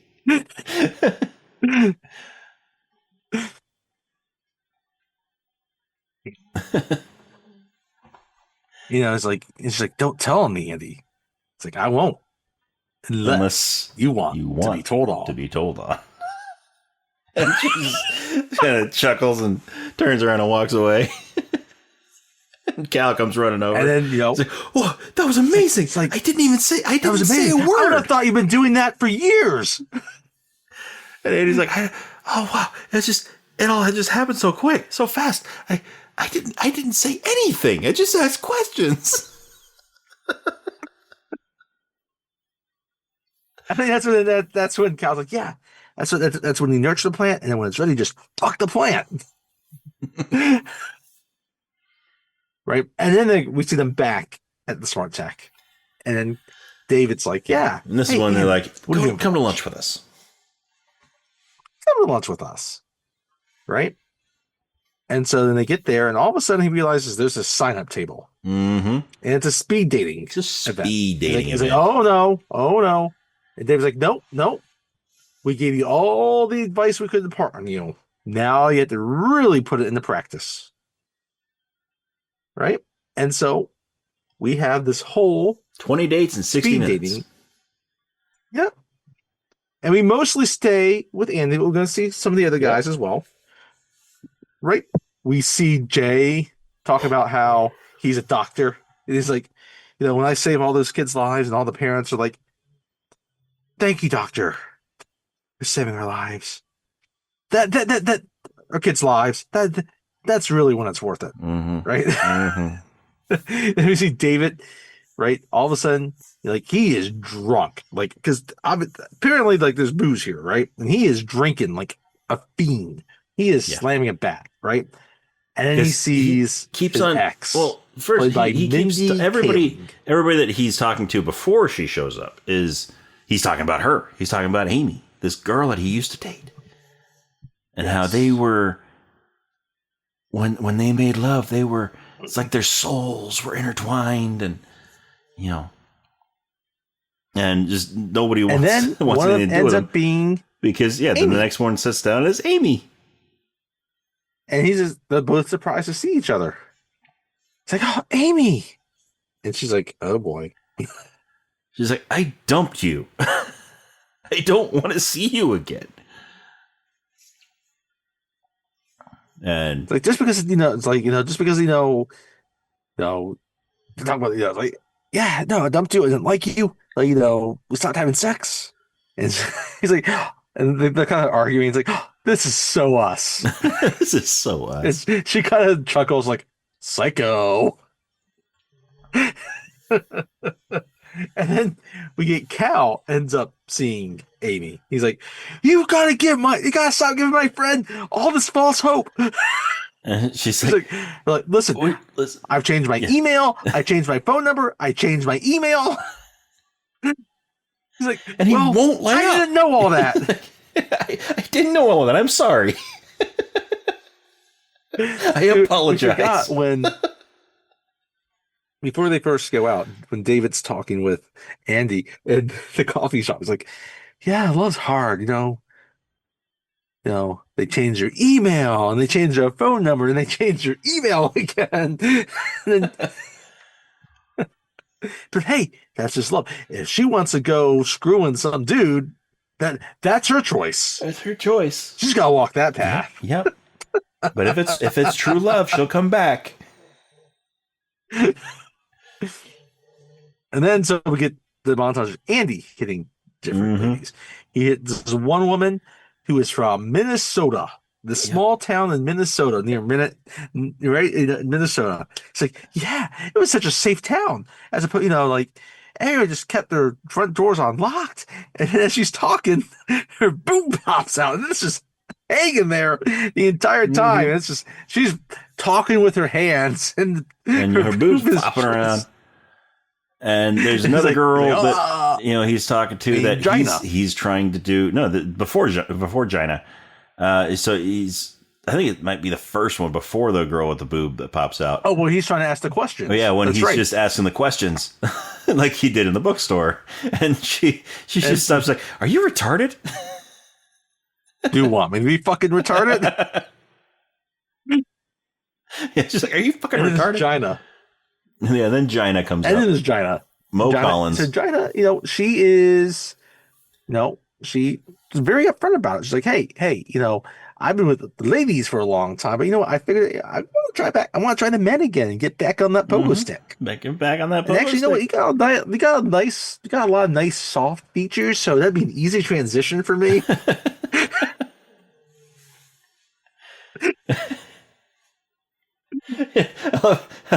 It's like he sees her name. He's like, "Oh, Gina." It's like, no, Gina. Gina. No, China. And then, so they wrap it up, and David is now he is really drunk. Because he got even more drunk after seeing Amy. He throws his glass against the wall, and he's stumbling. And then you hear Cal. He's like, it was really hot. Gina. Yeah. You know who I really liked? Gina.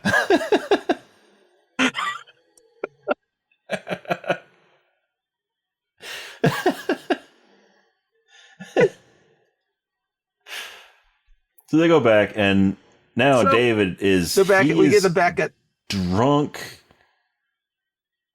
and just the back making of the a fool of himself as a drunk. smart tech. And Paula, he has taken one of the camcorders, and he's got it connected to all of the TVs. All the TVs, and he's making a video diary for Amy. Basically, he's talking to Amy through this video camera, and he's calling her a whore. He's like, "Yeah, that's no," and he makes like a blowing motion, like she's giving head to somebody, right? And so all you're seeing is the inside of Paul Rudd's mouth as he's going up and down. And then he decides to move it around. And then I was like, you know what? Then all of a sudden he turns the camera around, like, you know what? And there's this guy that's with him that's trying to just buy a phone. Not a cell phone. A cordless phone. It's like, can you at least point me to the department that sells phones? And then that's when David turns about and like, hey, look at that ass. That's the ass of a free man. Yeah, he pulls his pants down and he's like pointing the camera at it. Paul looks over and is like, hey, Andy, your friend there is giving everybody free.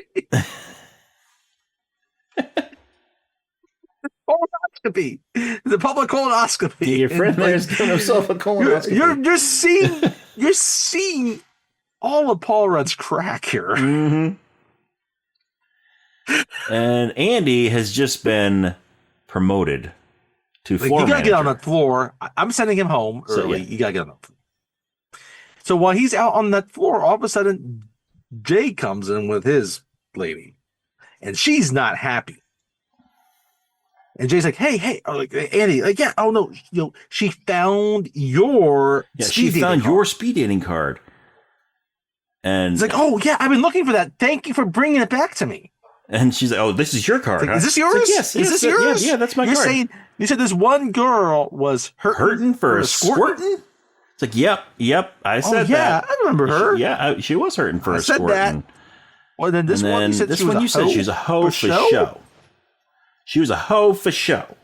And he's like, oh, yeah, her. She was a hoe. For show.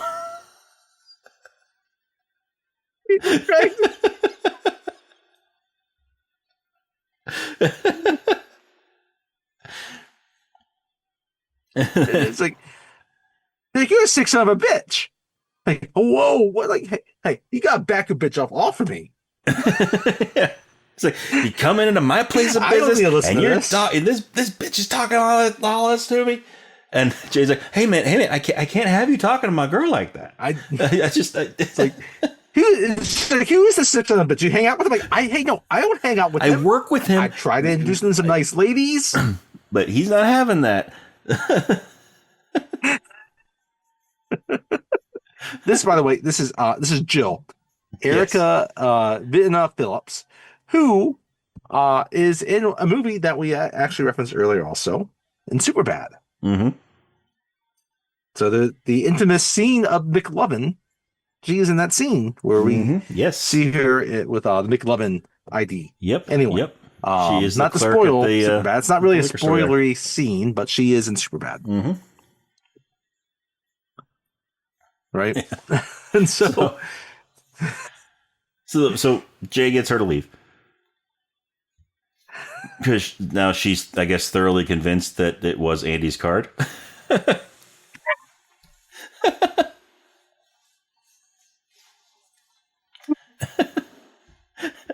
What's with the Inquisition?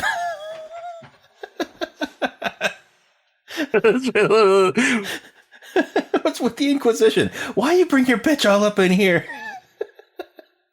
So why you bring your bitch like? He's like, oh, hey Andy, I can't have you talking to my girl like that. So she needs to back off. Whoa, dude. Wait, I forgot. Before we were back in the scene, back with Cal and Andy too, and they bring out the things like, yeah, no, like, look at me, I am ugly as fuck. And he's like, wait, I am not ugly as fuck. Like, I didn't say you were ugly as fuck. You imply it. No, I was ugly as fuck.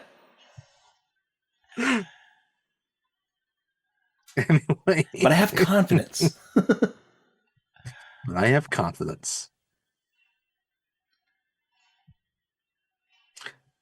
So we cut back to that evening now. Yes, right. Andy. I think this is the evening. I actually know what this is the scene where he calls her, and then she hangs up. You know that the whole thing with the laundry detergent is after this, because after he hangs up with her, David shows up at his door with a big box. With a big old box. And what does that box have? In the box is it's not various, Gwyneth Paltrow's head. It's no, it's not Gwyneth Paltrow's head. It is I mean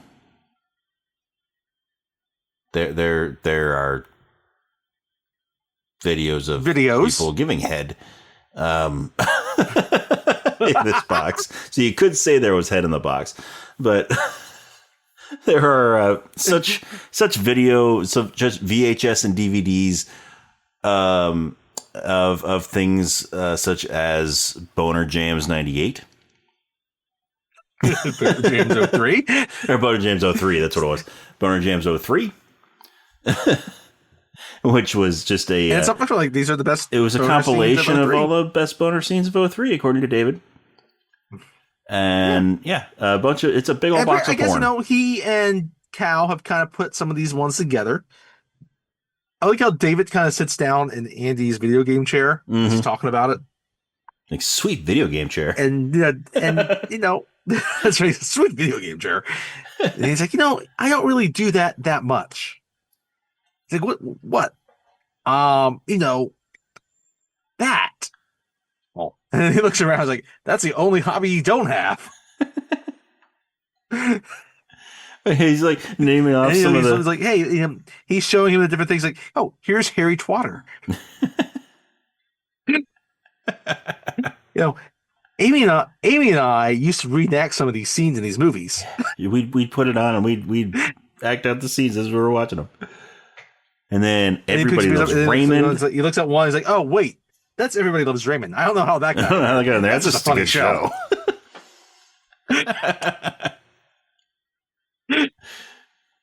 And then he's like, "Can you just go home?" David's like, David was just like, "Okay." He gets up and he starts walking. I was like, "Hey, don't forget your box. I will not. Don't forget your box. Your giant box of porn." Meanwhile, his neighbors are upstairs on the balcony.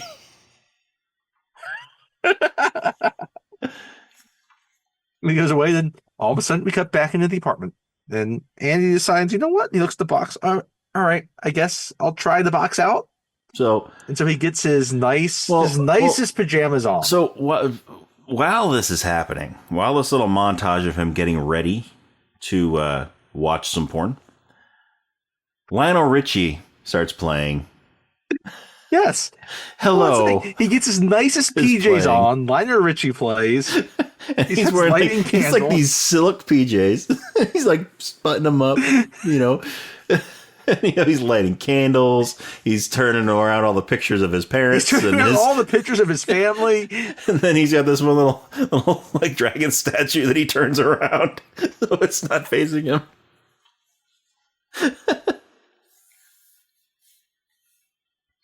And then the first one comes on. What's the first one called? Space Nuts.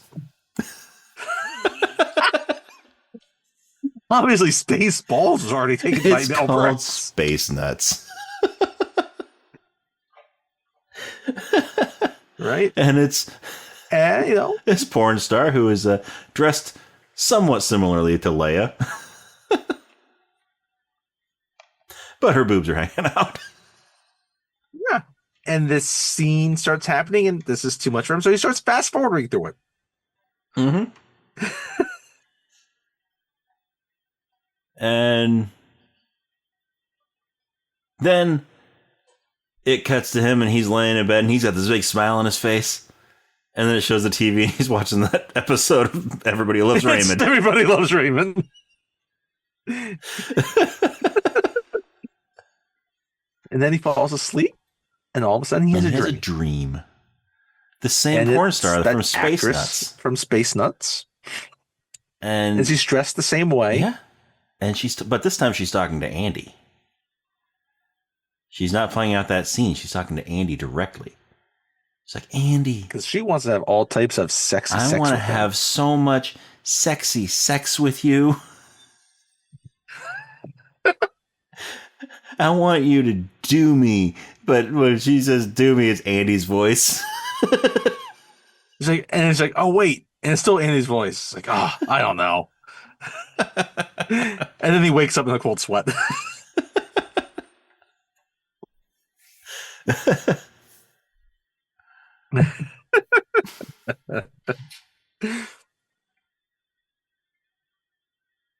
So he gets right, and we got this scene where he's like, I guess he's starting to do better at work as a salesman, right?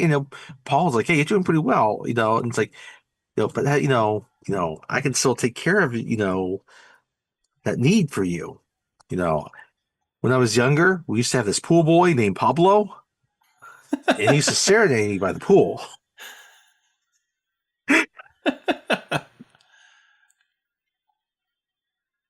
And she starts singing. Jane Lynch is so good in this. Jane Lynch is great in this. She starts singing. He's like, okay, yeah, maybe another time. And he kind of... It's like, my office is always open. My office is always open. But is this when she promotes him to floor manager? Not yet. That's a little bit later. That's not yet. Yeah. Because he goes over to talk to the other guys. And... Right. They're going on about how he can't he's trying to call her, but he can't. They want to set him up with, they're like, hey, we're having a party, right? So he ends up talking with the guys again, and they're going to invite him to this little party that Jay is going to put on, right? Mm-hmm. Super casual, right? So Andy goes, and it ends up, this nice little party is at this hotel.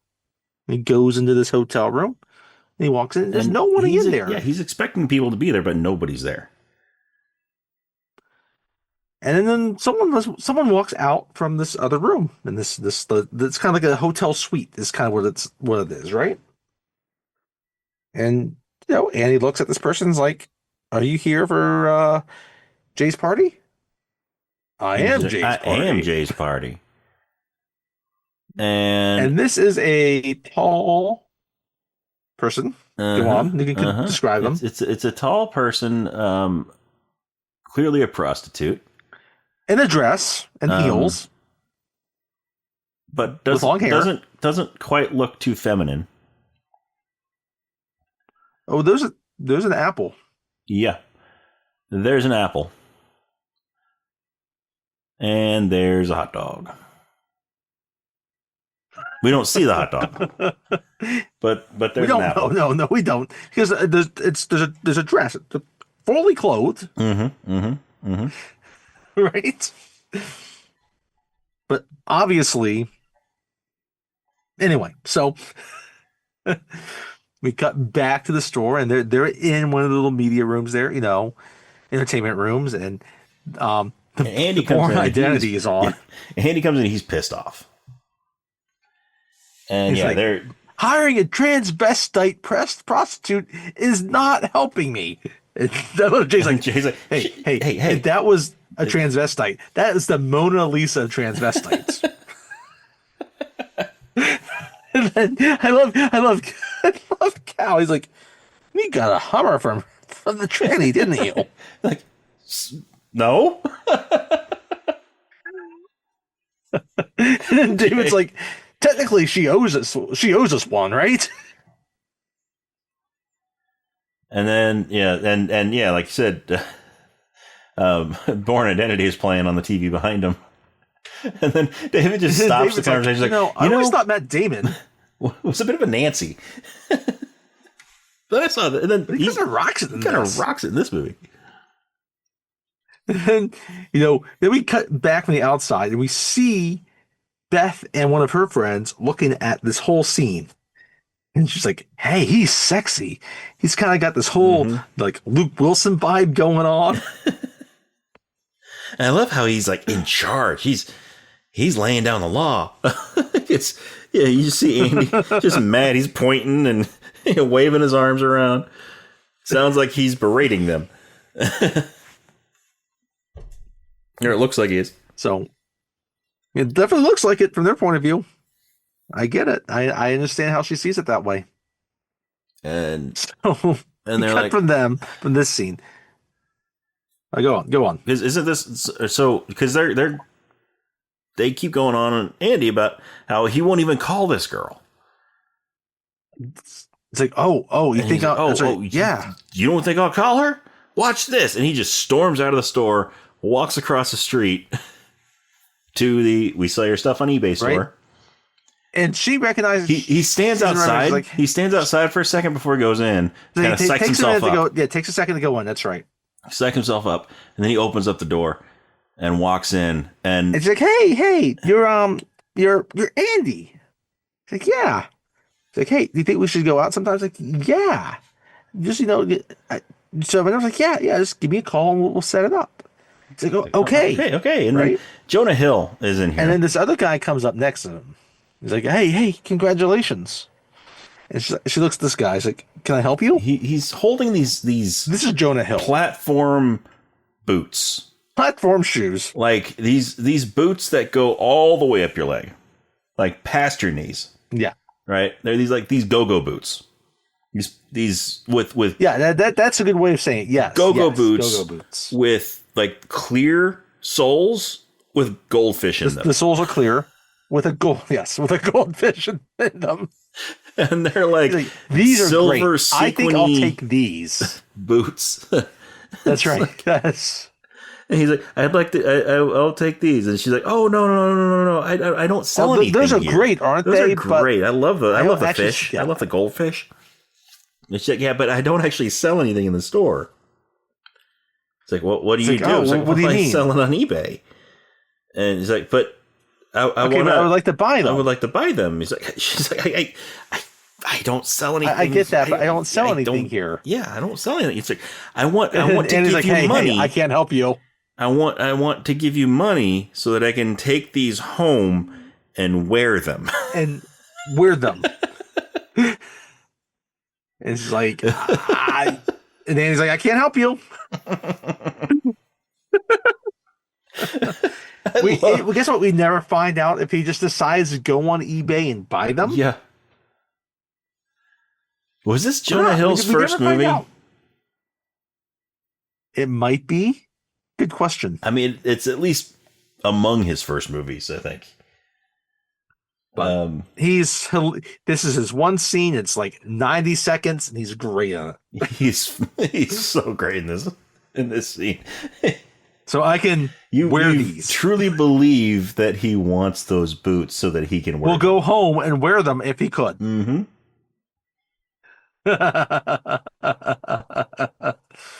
But we'll go to his apartment to see him wear these. We go back to Andy's apartment.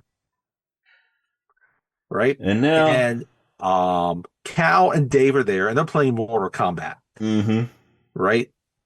And they're having this conversation about how, Dave is like, Andy has it right. He's had no she-devil to suck the life out of him. He's like, 15 years older than all of us, and he looks like he's half our ages. Right? And Cal's there. Cal's just smoking some weed, while he's playing Mortal Kombat. And and then he's like, "Wait, you're saying you're giving up a woman? That sounds like the first start of this conversation that says that you're gay." Like, no, I'm not gay. I just don't want to deal with with women or relationships anymore. And then they start going back and forth. You know how I know you're gay? Because you just said you want to be with women anymore. You know how I know you're gay? Because you like Coldplay. You know how I know you're gay? Because you have a bumper sticker on the back of your car that says, "I like balls in my face." Well, you know how how I know you're gay? You listen to Coldplay.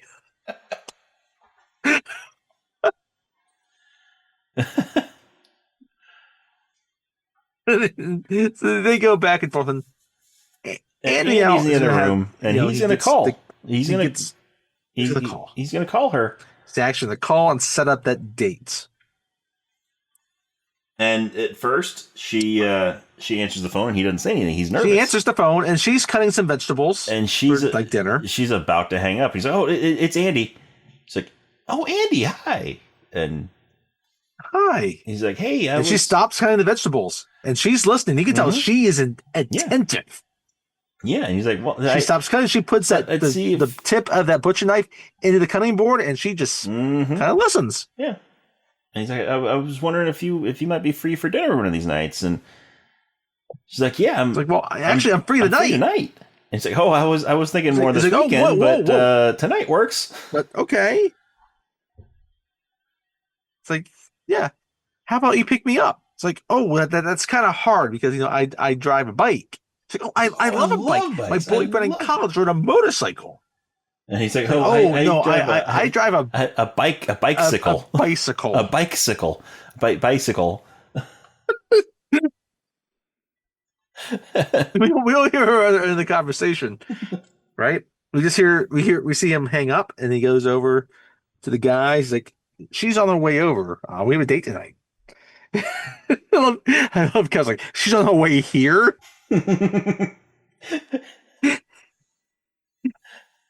Dave's like, "Oh, drag, man." Like, what? We can't have her. Well, you gotta look at how this looks like to a woman, right? You look like you're a teenage Asian boy. You're a teenage Asian boy. And then Cal's like, "You have a framed Asia poster." How hard did the guys at the framing store laugh at you? They didn't laugh that long. That hard. Is that this $6 million man's boss? It's like, yeah, he's actually worth a lot more than Steve Austin.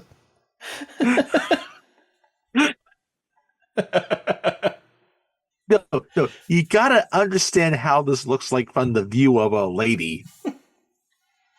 Like, we gotta pack this away right now. It's like, okay, just help me. Right? So we cut. It's like an hour later. We cut to Andy standing in an empty apartment. Yep. Trish shows up. She knocks on the door, and he tries to get out right away. Cracks so she doesn't the door open. And she looks at it like, "Oh, did he just move in or something?" It's like, no. I'm about to get carpet. They're putting carpet in. I'm putting carpet in. It's like, oh, okay. Well, it looks nice with the hardwood. Nice with the hardwood floors, and it's like, yeah, well, maybe I should rip up the hardwood floors, and maybe there's carpet under that.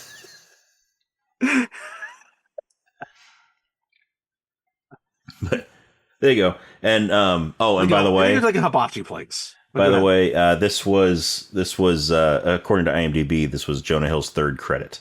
He was in I Heart Huckabees, and then he was in one episode of NYPD Blue, and then he was in this. Okay. So the second movie, his third credit. Mm-hmm. Okay. So they go to dinner. It's a hibachi spot, right? Not a bad first date, right? They're eating dinner together, but you're with a group of people, right? Yeah. And they're sitting with a family, with a young daughter. Mm-hmm. And it's dad's like, hey, it's the daughter's birthday. It's her birthday. Can you sing her happy birthday? And so, right? All the staff comes out and they sing her happy birthday in Japanese, right? And, they're Andy. And I guess before that they're talking, she's like, oh, my ex, he drank a lot. And he's like, oh, this is just punch. Yeah, this is just punching. He's got a Buddha glass. He's like, oh, it's okay. It's like, Yeah, a little bit's okay. Right? I'm just going to sit over here and I'm going to sip on a Buddha. He says, he looks at this little girl, right? He's like, happy birthday. And she's like, oh, it's your birthday too. Mm-hmm. And then it's his birthday too. Can you just sing him happy birthday and bring him a cake? He's like, no. And then they start singing again in Japanese, right? He's like, thank you. And then it cuts to her bedroom. And it's getting hot and heavy. And she's like, take off your pants. He's like, oh my God, this is really happening. It's really happening. She's like, oh, yes. He's like, oh, okay. I'm going to take off my pants. He's like, I'm going to go in the bathroom, but like, look in the drawer over there. There's a bunch of condoms. Like, I'm sorry, there's a bunch of them, but like, my husband and I, we never really had sex. That's why there's so many of them. And so she's in the bathroom and he reaches into the drawer and pulls out this bowl full of condoms. She's like, do you mind if I use your Magnum? She's like, oh, please. It's like, yeah. But he's like, he opens up, like, how do I put it on? So he's trying all these different methods. He blows one up like a balloon and then puts it down there. He puts one all down his arm. He's like, I am Aquaman. And he tries to put it on. It explodes on his balls. He's like, oh. Meanwhile, he's just like, he's tearing through this bowl of condoms. And he's just flinging them onto the bed. Flinging them on the bed. Wrappers all over the place. And all of a sudden, the bedroom door opens, not the bathroom door, but the bedroom door opens. It's like, hey, Mom. And this is as Trish is walking out. She's like, and it's like, oh my God. So Trish is in her bra and panties. And all of a sudden, Andy's she picks sitting up, in the bed with the covers up on him. And now she's covering herself with this throw pillow. It's like, how many times did he do it? That's not fair. You're allowed to have sex, and I can't. Meanwhile, this is Kat Dennings, who plays Trish's daughter, Marla.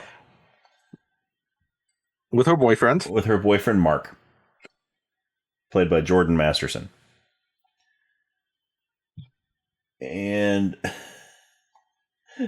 so... And she's like, who the hell is this? That's Andy. And she's like, how many times did you guys do it? She sees all these condoms all over the place. And I love how I was like, Marla, get the fuck out of my room. And so Marla storms off, and Mark is standing there still. He's like, I should go. And then he looks at Andy. He's like, teach me. It's like, teach me.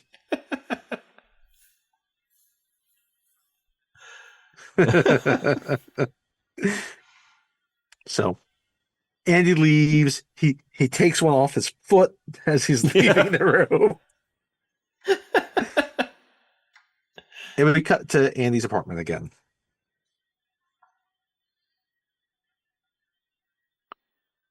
And Andy's sitting there, right? He's in his boxers and his t-shirt, and he's got a tent. Mm-hmm. And he's on the phone.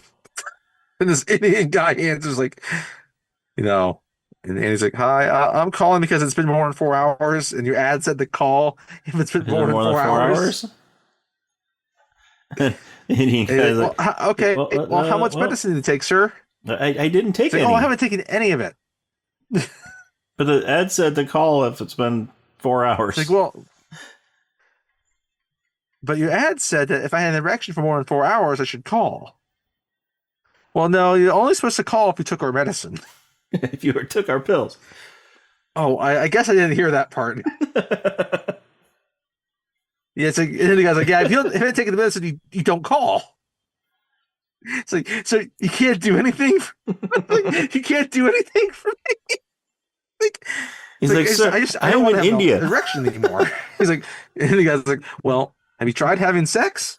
It's like, I'm in India, but have you tried having sex? It's like they're like that's not possible. It's like well, you could masturbate. It's like no, not going to do that either. It's like, well, how about you light a match, put it on your wrist, and so your brain focuses on that, and the blood will rush somewhere else. So I might try that. It's like okay, all right, I guess I might try that. It's like, all right, well, thank you for your business. It's like, wait, what am I talking about? We didn't get We your didn't business. get your business.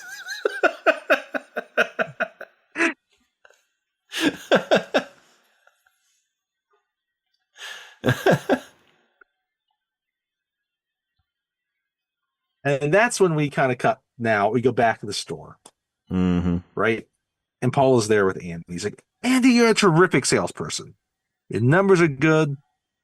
I'm going to be putting you on floor. You're on full time now. I'm promoting to sales manager, right? A floor manager, right? And then, what's his name? It's back there. He's like, that's the bullshit of all bullshit, right? Mooj. No. She didn't promote him yet. She just puts him as on the floor full time. No, she makes him So floor manager. Mooch is not in the sense, right? Yeah, she just puts him there full time.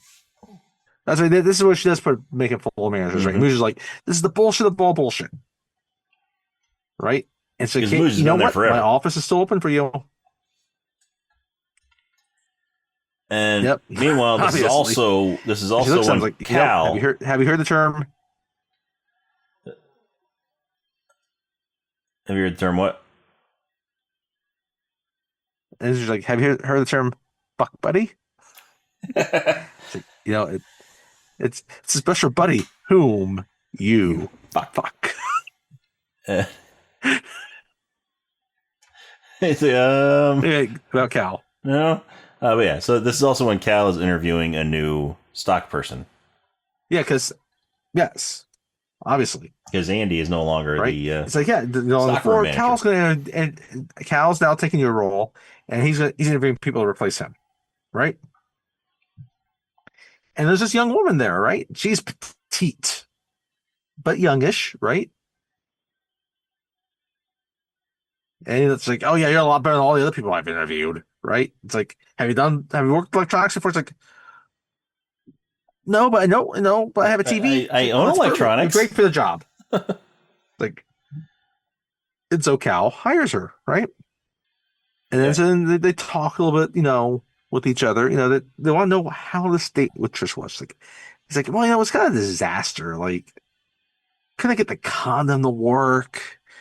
And then, one exploded on my balls, and then a kid walked in. Right? I think he's talking with Jay. He'll talk with Cal later about a feature little date that they have. Now on their date before they went back to her place, she had mentioned that she has 2 kids, and then that she has 3 kids, one of whom has a kid. Well, that happens later. That part. That's not yet. That's after the second date.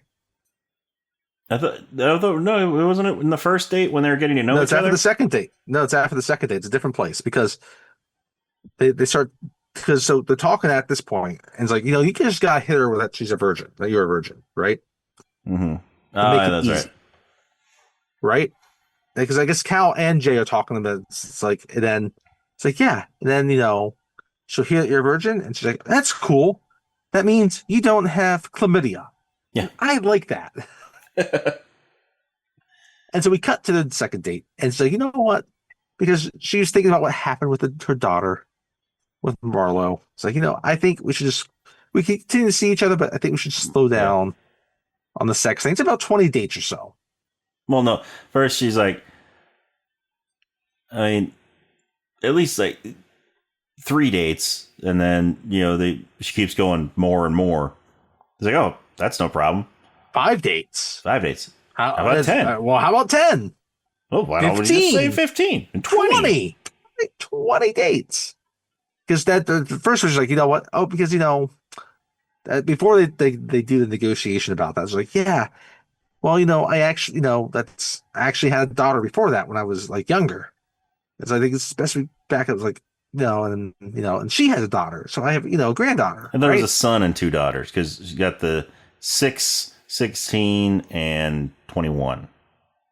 Yeah, I thought the oldest was a son. You might be right. We never meet this other kid. We don't. Yeah, we only meet the oldest one. We haven't met the youngest daughter yet. Yeah, but we will eventually. But the oldest one has a kid. So, but who we also never. Met. Okay, yeah, that sounds perfect. Let's not have sex yet. And they had a little negotiation about it, and they're like, all right, 20 dates. And she's like, yeah, this is gonna hurt. And he's like, yeah, you have no idea. You have no idea. And then he talks to Cal, and when Cal answers the phone, he's typing on his typewriter, writing as he found out earlier, he's a novelist. Mm-hmm. We did not say that. We have not revealed that earlier, but earlier he revealed he's a novelist. And then, he answers, he's smoking a joint. He's like, yeah, no, we're gonna hold off, he decides it's best just to wait a little bit, and found, even though, she's got a grandchild. he coughs on his joint. He's like, wait. What? He said, are you telling me she has a kid, one of whom has a kid. Also has she's a grandmother? She's a grandmother? It's like, yeah. Oh, no, she's not a grandmother. What? I guess, yeah, she is a grandmother. Cal's like, that's the hottest grandmother I've ever seen. Yeah, she's a hot grandma. Yeah, I got the hot granny. Yeah, maybe you can fuck her on her plastic couch while you watch Murder, She Wrote. Covered couch while you watch Murder, She Wrote.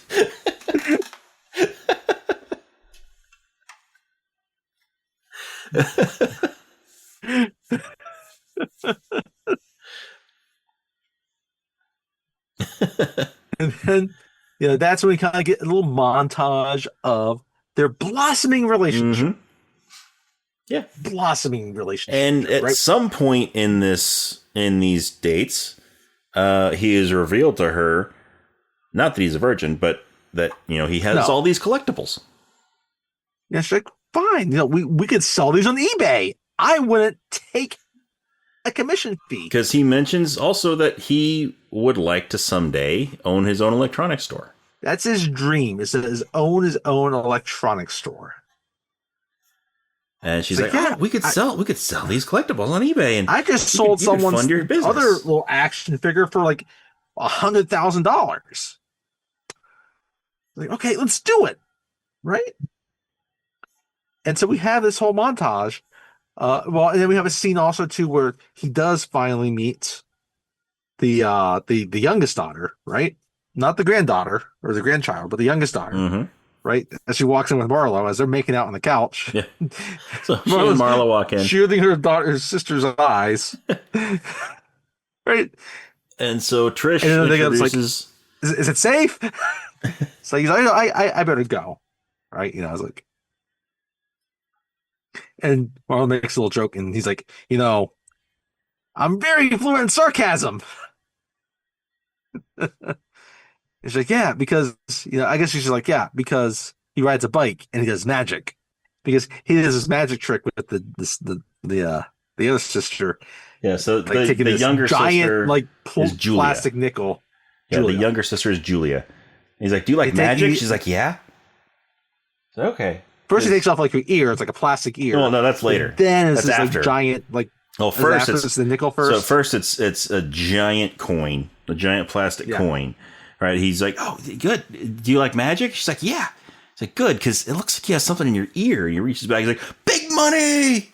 Pulls out this giant coin, and then he's like, oh, there's something else. There's something else in there. But no, I think no, it's your ear. And he goes and he has this rubber ear. I love how he pretends like he pulls it off of there. Reference at all that he knows magic, but it's perfectly believable. Perfectly believable that he knows magic. Yes. Yes. You just roll like, yeah, of course he knows magic. It's not surprising at all that he knows magic.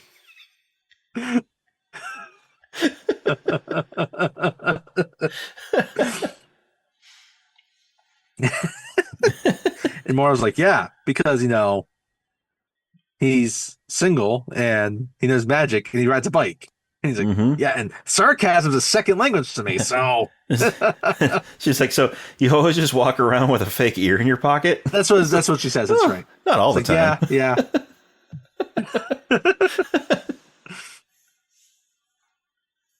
And then we get more of the montage, right? Like she's bringing, Trish is bringing lunch to him at the store, Mm-hmm. right? And his sales are doing great. Everything seems to be going fine right now, Mm-hmm.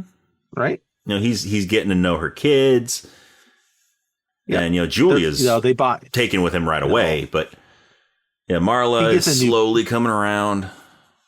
He gets a new bike, right? And he rides the bike. He hits a pothole and he falls over. He's like, I'm fine, I'm fine. He's got a new helmet. Everything's going well, right? But not for everybody. Mm-mm. Everything's not going well Not for everybody. Jay's going to have some problems. Yes, Jay is going to have some problems. Right? Because he gets there, we get a scene where Jay needs to talk with his manager because, Andy's floor manager. So he's in charge of all the salesmen now on the floor. Yeah. So Jay comes Jay's up to Andy. Crying. And yeah, he's crying. He's like, oh, she left me, man. She left me. Jill left me because she found out I've been cheating on her. How'd she find out? Well, I got home. I didn't realize I still had my rubbers on. And we tried having sex.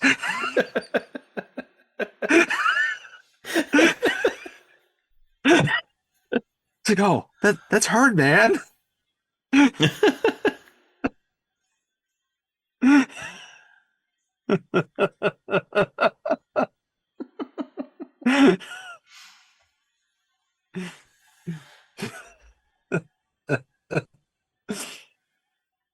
And as they're having this conversation, they're trying to sort through this. Andy gets a call. Trish calls at the store. There's an emergency. David's relaying this. It's like, it's Trish, man. She's hysterical. Of course, girlfriend having a problem. Ah, right. And meanwhile, we see the lady, the girl that Cal hired. Tiny little thing pushing like this 80-inch TV on a dolly.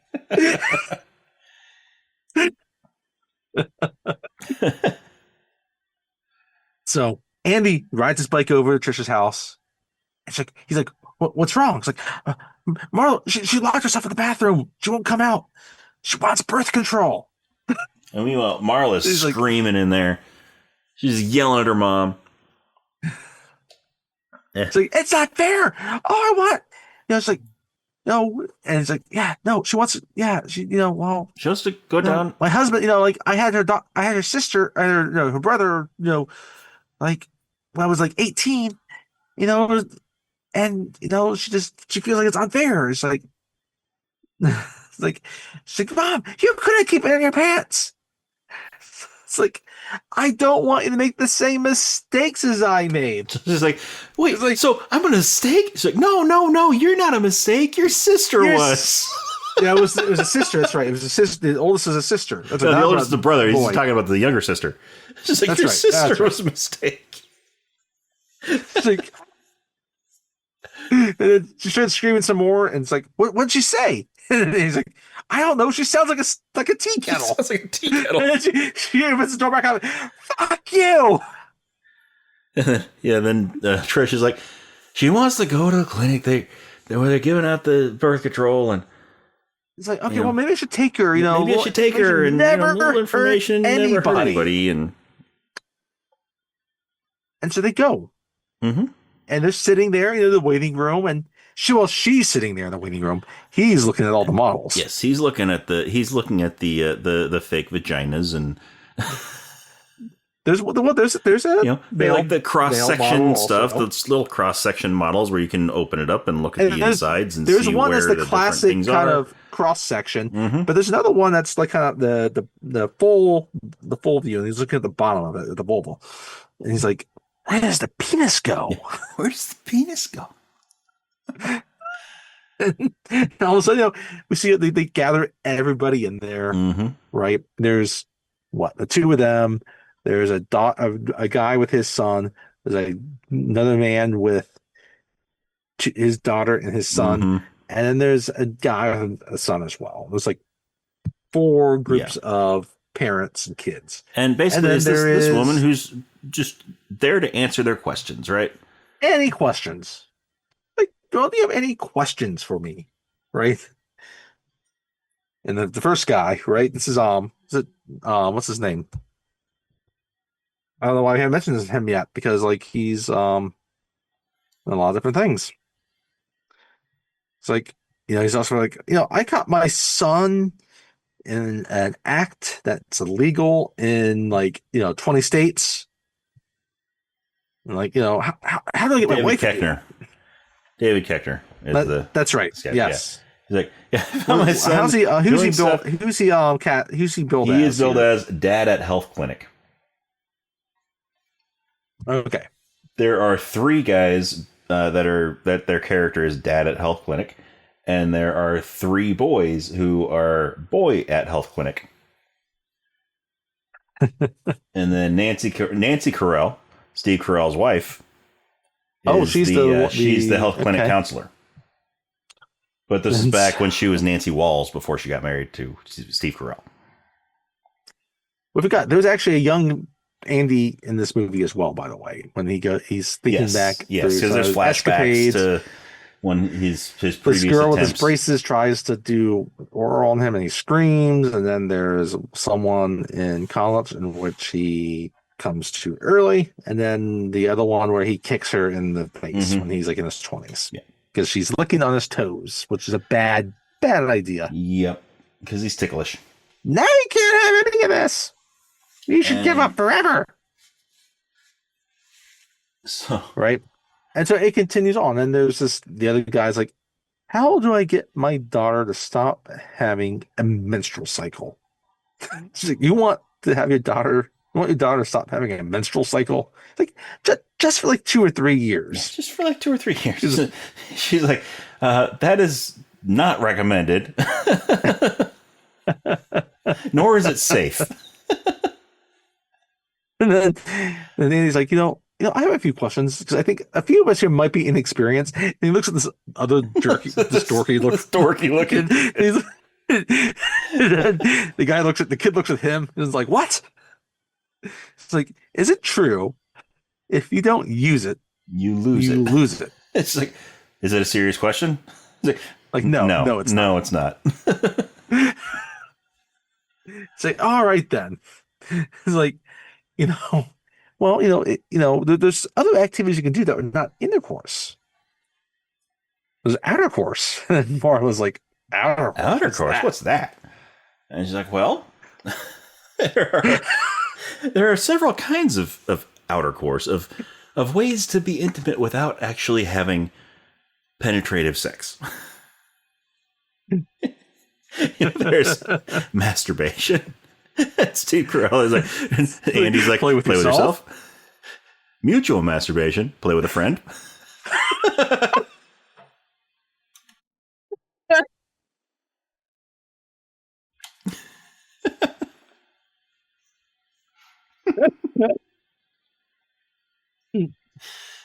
And they go, and finally Mara's like, you know what? This is just a little bit too much for me. I gotta go. And he's like, all this is on your website, right? Well, first, before that, so before she gets up to leave, then the counselor's like, well, let me ask, how many here are virgins? Oh, that's right. Yes. And Marla raises her hand, and nobody else does. They all laugh at her, and then that's when Andy raises his hand. Oh, that's right. Oh, yes. And then all of a sudden, some of the guys start talking. Mm-hmm. It's like, yeah, I think it's fine. Plenty of guys aren't virgins. And then the one guy's like, you know what your problem is? You're putting the pussy on the pedestal. Yeah, because earlier, we forgot about they were talking about that. Jay is like, it's like, hey, Andy, no. The problem is like you're putting the pussy on a pedestal. And so it's Pussalaya, right? It's Pussalaya. So this guy is one of these dads. He's like, hey, that's says the that second too. person that's told me that. Mm-hmm.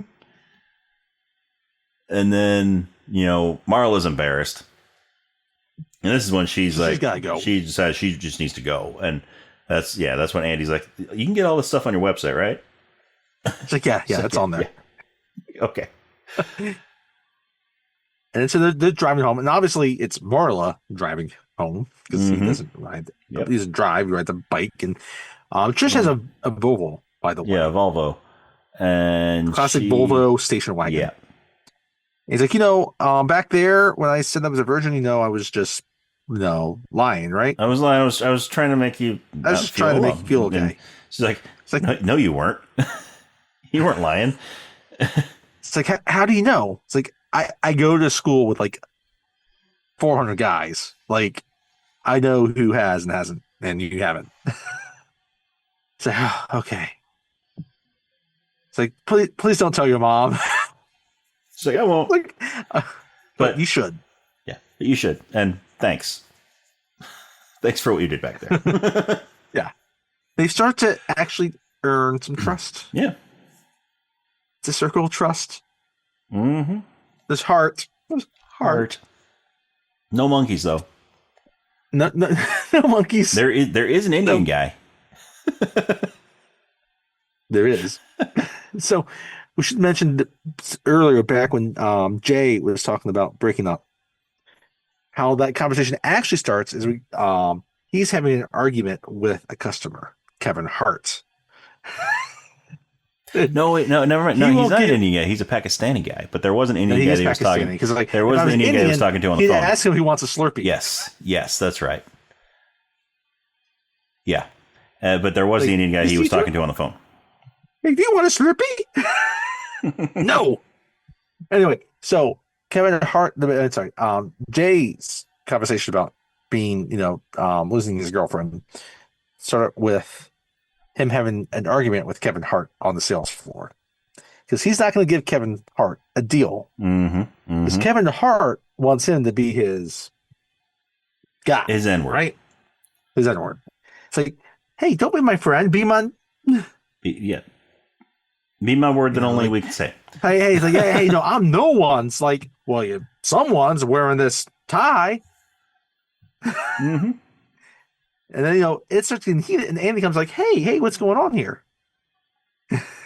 Right? And Kevin Hart's like, is he with you? He's like, yeah, he's with me. He's like, well, I'm going to fuck both you up. And he storms off. Kevin Hart storms off. And Andy's kind of like, what did I just get into? What just happened? What did I just walk into? And this is when Jay tells him that Jill broke up with him. Yeah. Because she found out that he's been cheating on her so much. Because he forgot to take his condom off.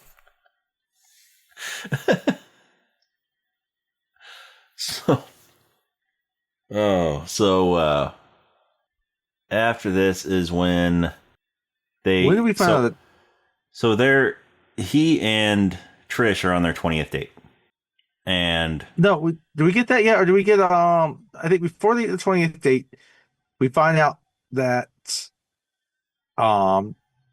Jay and Jill are having a baby, right? And it's like that's why Jill was so upset, is because she didn't think he'd be responsible, right? And they're seeing the ultrasound on the screen, or on one of the TVs in the smart tech, right? He's like, hey, look at my boy's dick. Except, no, that's look at that dick. This is after, because then no, this is before, because they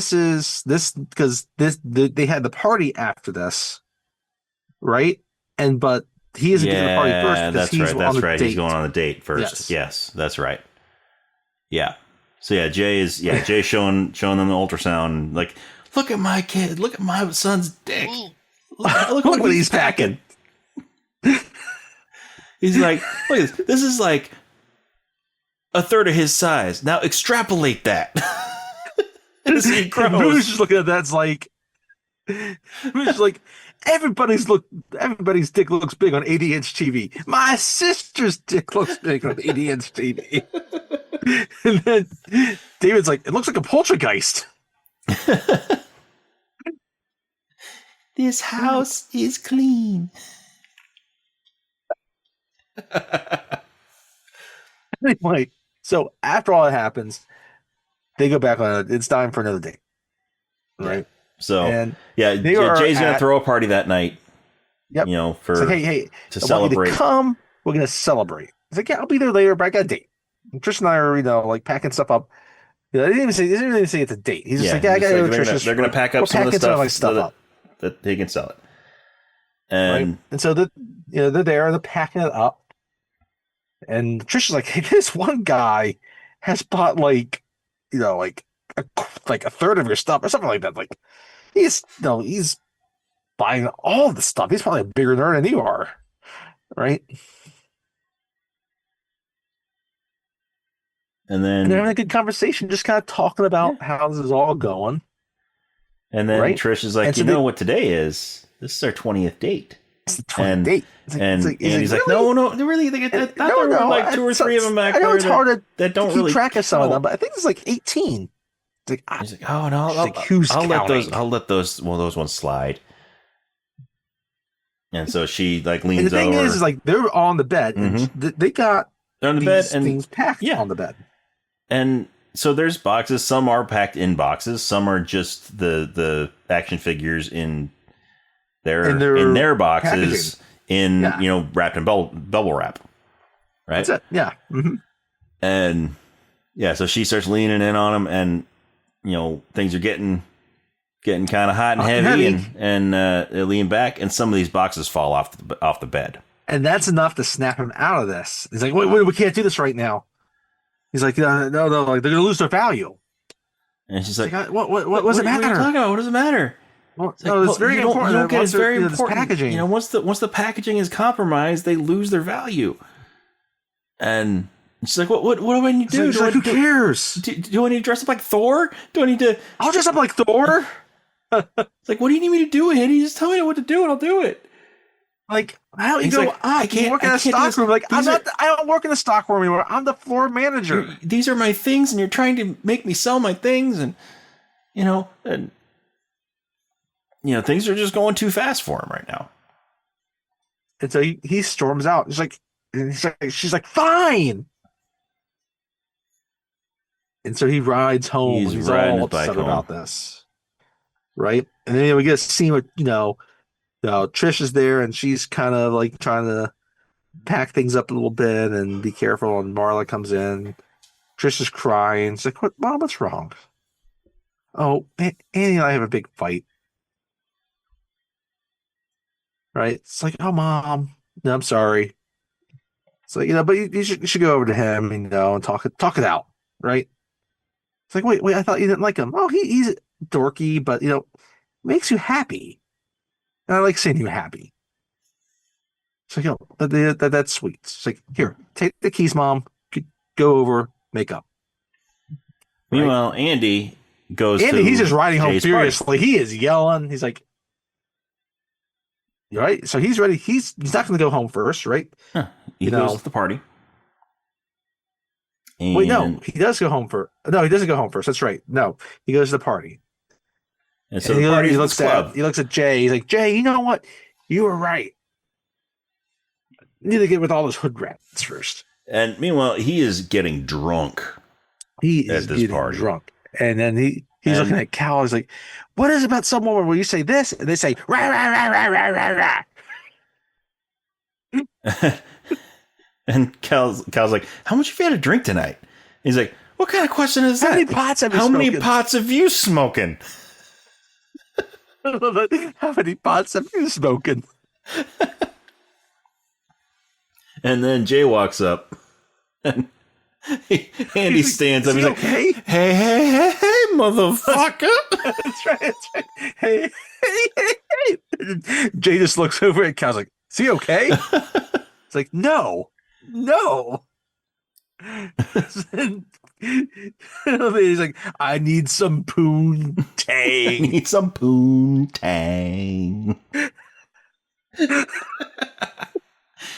And meanwhile, then David is over here also.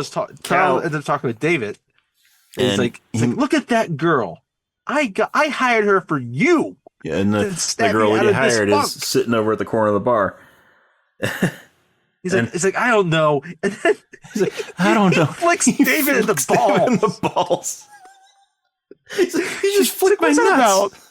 He just hit me in the nuts. It's like, no, I flicked you in the nuts. I flicked you in the where your nuts used to be. And I'll do it again if you don't go talk to her. and he's like, David's like, okay, fine.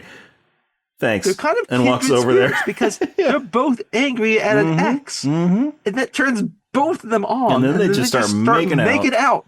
Yep. And then, Andy, he's looking around. All of a sudden, he sees Beth. And he's like, "Hey, Beth!" It's like, I wondered.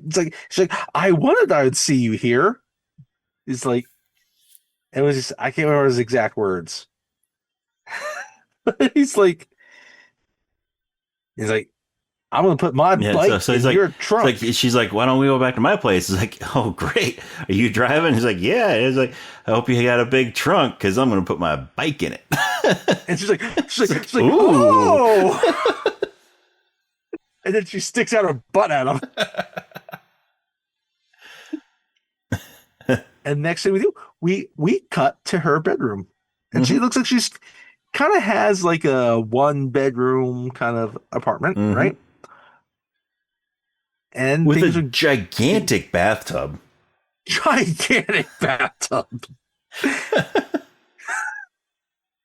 like, I'm gonna draw a bath, right? He's like, okay. He's down to just his boxers, right? And she goes in the room and she draws the bath. She gets in the bath. She's like, I'm in here now, right? And all of a sudden, and she's got a shower head. It's like, let me introduce you to my little friend. And she gets the shower head and she's putting it in there and she's getting off on the shower head. And she is, Elizabeth Banks is enjoying herself. And somehow this is just enough to snap Andy out of it, where he's like realizing that this isn't what he wants. Yep. And all of a sudden she's not even paying attention to it. That's probably part of it. And she's just, and he decides to leave. But before he leaves, he turns around and who's there? Jay and David and Cal are there. And he's like, how do you guys know I was here? And Jay's like, oh, I hooked up with her once. It was about 6 months past. But you have no idea where this is going. She is crazy. I love it. He's like, yeah, think that woman scares the crap out of me. And all of a sudden, David's like, we were thinking, if you really love Trish, you need to make this right and focus on her. It's like, come on, we should go. And so he starts walking away And meanwhile, Cal keeps walking farther into the apartment. Right with you. He walks right up to the bathroom door and just stands there and looks in there. He's like, hello. He's like, hi. And he's like, I'm just going home. So yeah, fine, just go home. So Andy goes home and Trish is there. And she's mad. Because she found Andy's big box of porn. I guess it's like that's a giant box of porn. It's David's. I think he has a problem. And then she holds up. I guess from the health clinic, he took home one of the vaginas. Yeah. It's like, what is this? It's like, what's this? It's a vagina. What do you do with it? It's for medicinal purposes. And then she holds up this little white circle. She's like, what's this? Is this your date rate drug? This is your roofie? Look, that's a Mentos. It's a fresh maker. And she just drops it in disgust. And she looks at the floor. She's like, you didn't get carpet? Are you just trying to butter me up to rate me? It's like, no, I love you. And she storms out the door. Mm-hmm. But instead of having a pity party, he goes after her. Decides he needs to go after her. He needs to go after her and make things right. So she gets in her car and she's driving and he gets on his bike and he's chasing her. And Heat of the Moment starts playing. Yes, Heat of the Moment by Asia. He has the framed Asia poster. It was the heat of Heat the of the moment. moment. Right? And he's cutting across, trying to cut her off, right? Because obviously she's in the car, right? And so finally she ends up at this traffic light. And he And comes around the corner and runs right into her front fender. well, he flies, yeah, and then he hits the car, and then And next to her lane is like this truck with this billboard. It has two sides to it. Yeah, and like so you can his bike launches him. He gets launched off the bike, and this billboard is advertising a perfume or cologne called Eruption. Mm-hmm. And which we saw earlier. There's a scene earlier where when he's he was walking home and he's just seeing all these sex related things, including a little terrier humping a basset house. But anyway, so it's one of those billboards, like it's a truck, like it's two sides, like it's kind of hollow in between, and there's both sides. And so, it's not that thick, right? He flies through hits her fender, gets launched off his bike, flies through both sides of this billboard on the back. And he lands on the other side of this truck, on his back in the middle of the road. And Trish gets out. Thankfully, he did not land on a car, right? This is the section where, thankfully, he was wearing his helmet. Yes. Hey. Safety first. Of course he's wearing a helmet. Safety first. And she's like, oh my God, Andy, are you okay? And he's like, that billboard had two sides to it and both hurt equally. Both hurt equally.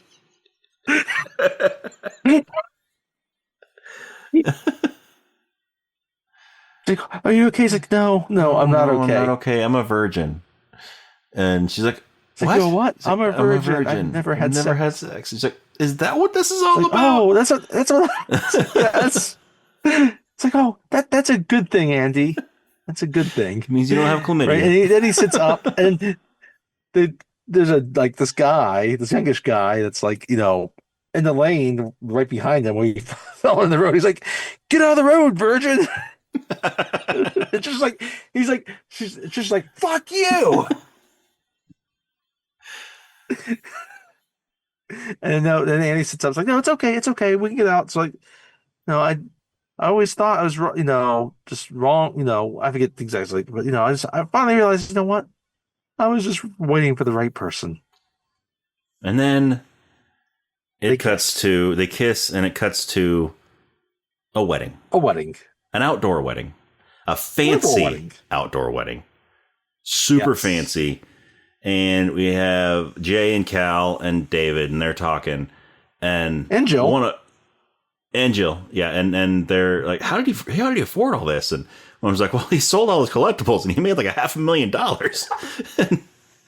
It's like, oh.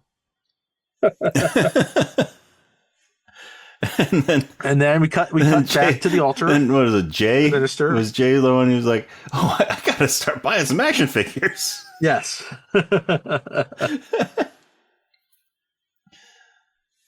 And then we go to the altar, and then it's the minister with the two of them. And, it's like, I now pronounce you man and wife. Now consummate the bride. And then they kiss, and he's like, no, consummate it. So they waited. They waited. Mm-hmm. They waited. So then we cut to the marital bed. Yes. Well, we don't cut to the marital bed. We cut to them going to their suite, their honeymoon. Oh, that's suite. right. We cut to the suite first. That's right. And they come up to the door, and that's right. The janitor's in there buffing the marble floor. Who plays the janitor? It's just, let's see what's his name. I don't see it right away. Anyway, yeah. So she's like, I just gotta clean the rest of this floor. You come back in like a half hour, then I'll be done. And he's literally carrying Trish. She's like, get out! Like, get the fuck out of my room! And now we cut to the marital bed. Yeah.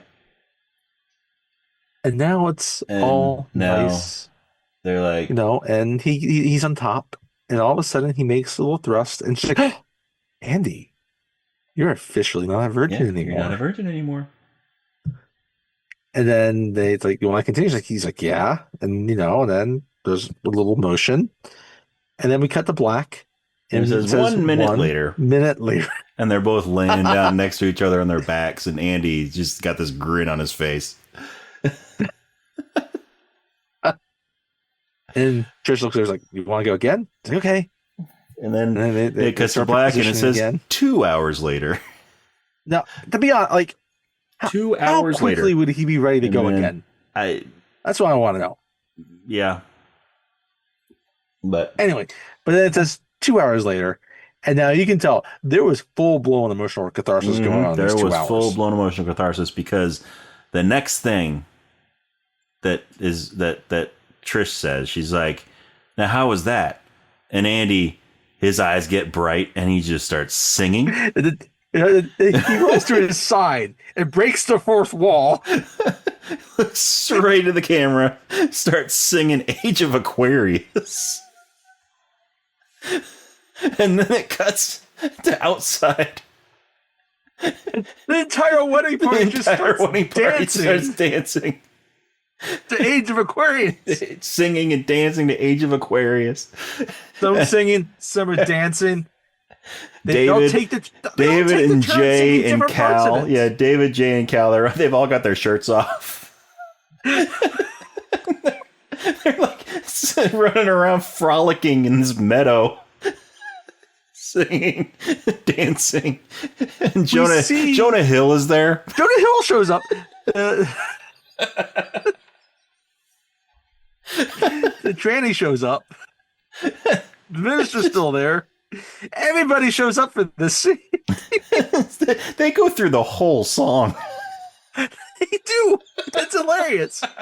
And occasionally they'll cut back to the bed, and Steve Carell is just making motions with his hands.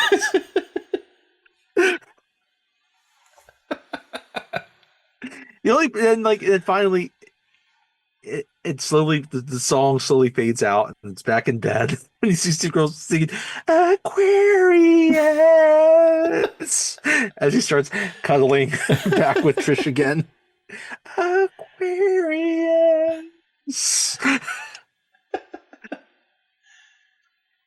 And then we fade in the credits. Mm-hmm. I love how they play this entire movie mostly pretty straight. It's a funny movie, and then they just decide to go all out. Yep. On the end. And it's hilarious, and it works. It's a funny movie. Yes, it is. And I love it.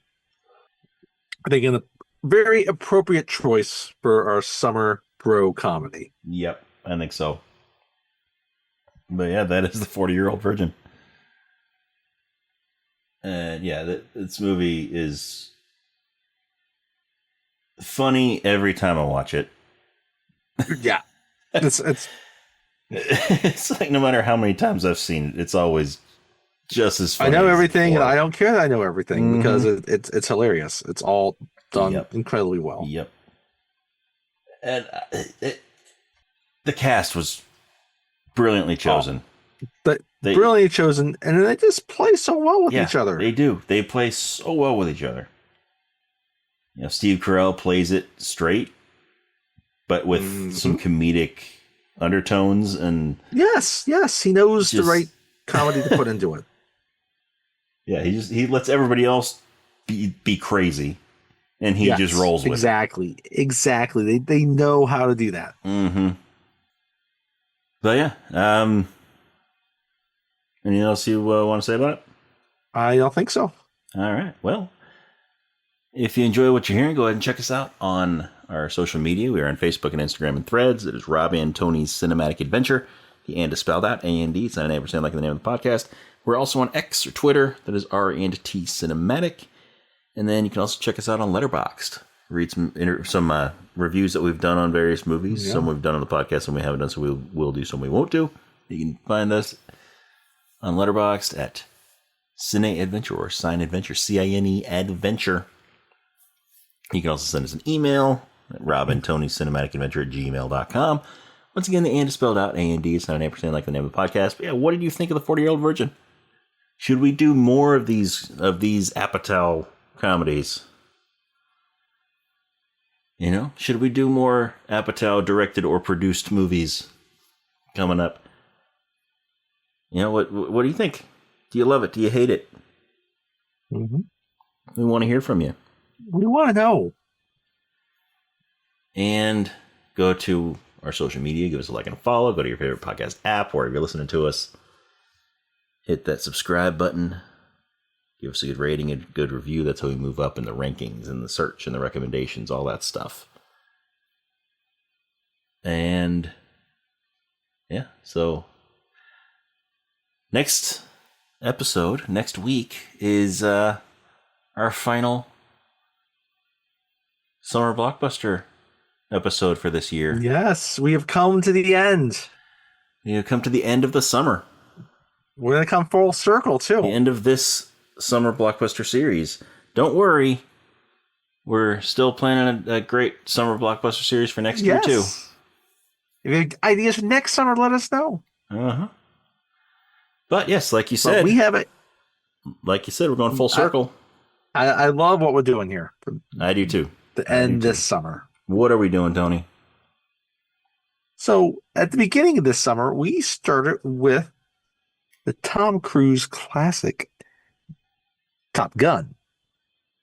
And many years, we choose one of the blockbusters from the current summer to do, and we have not done that this year.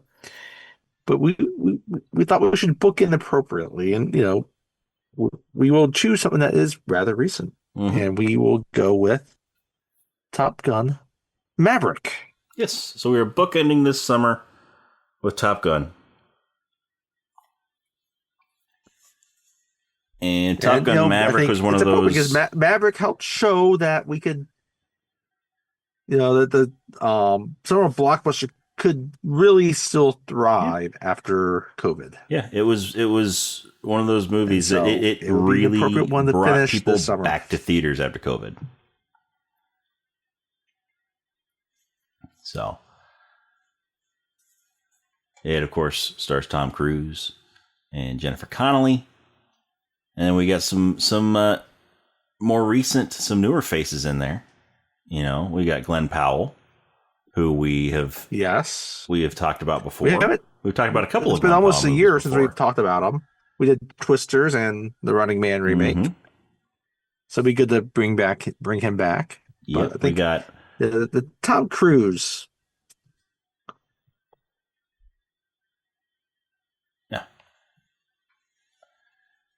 What about Tom Cruise? I think, but still, you know, we should come back, finally going back to one of the masters of the blockbuster, Tom Cruise. So, which we can discuss next week. Yeah, so join us next time for Top Gun Maverick.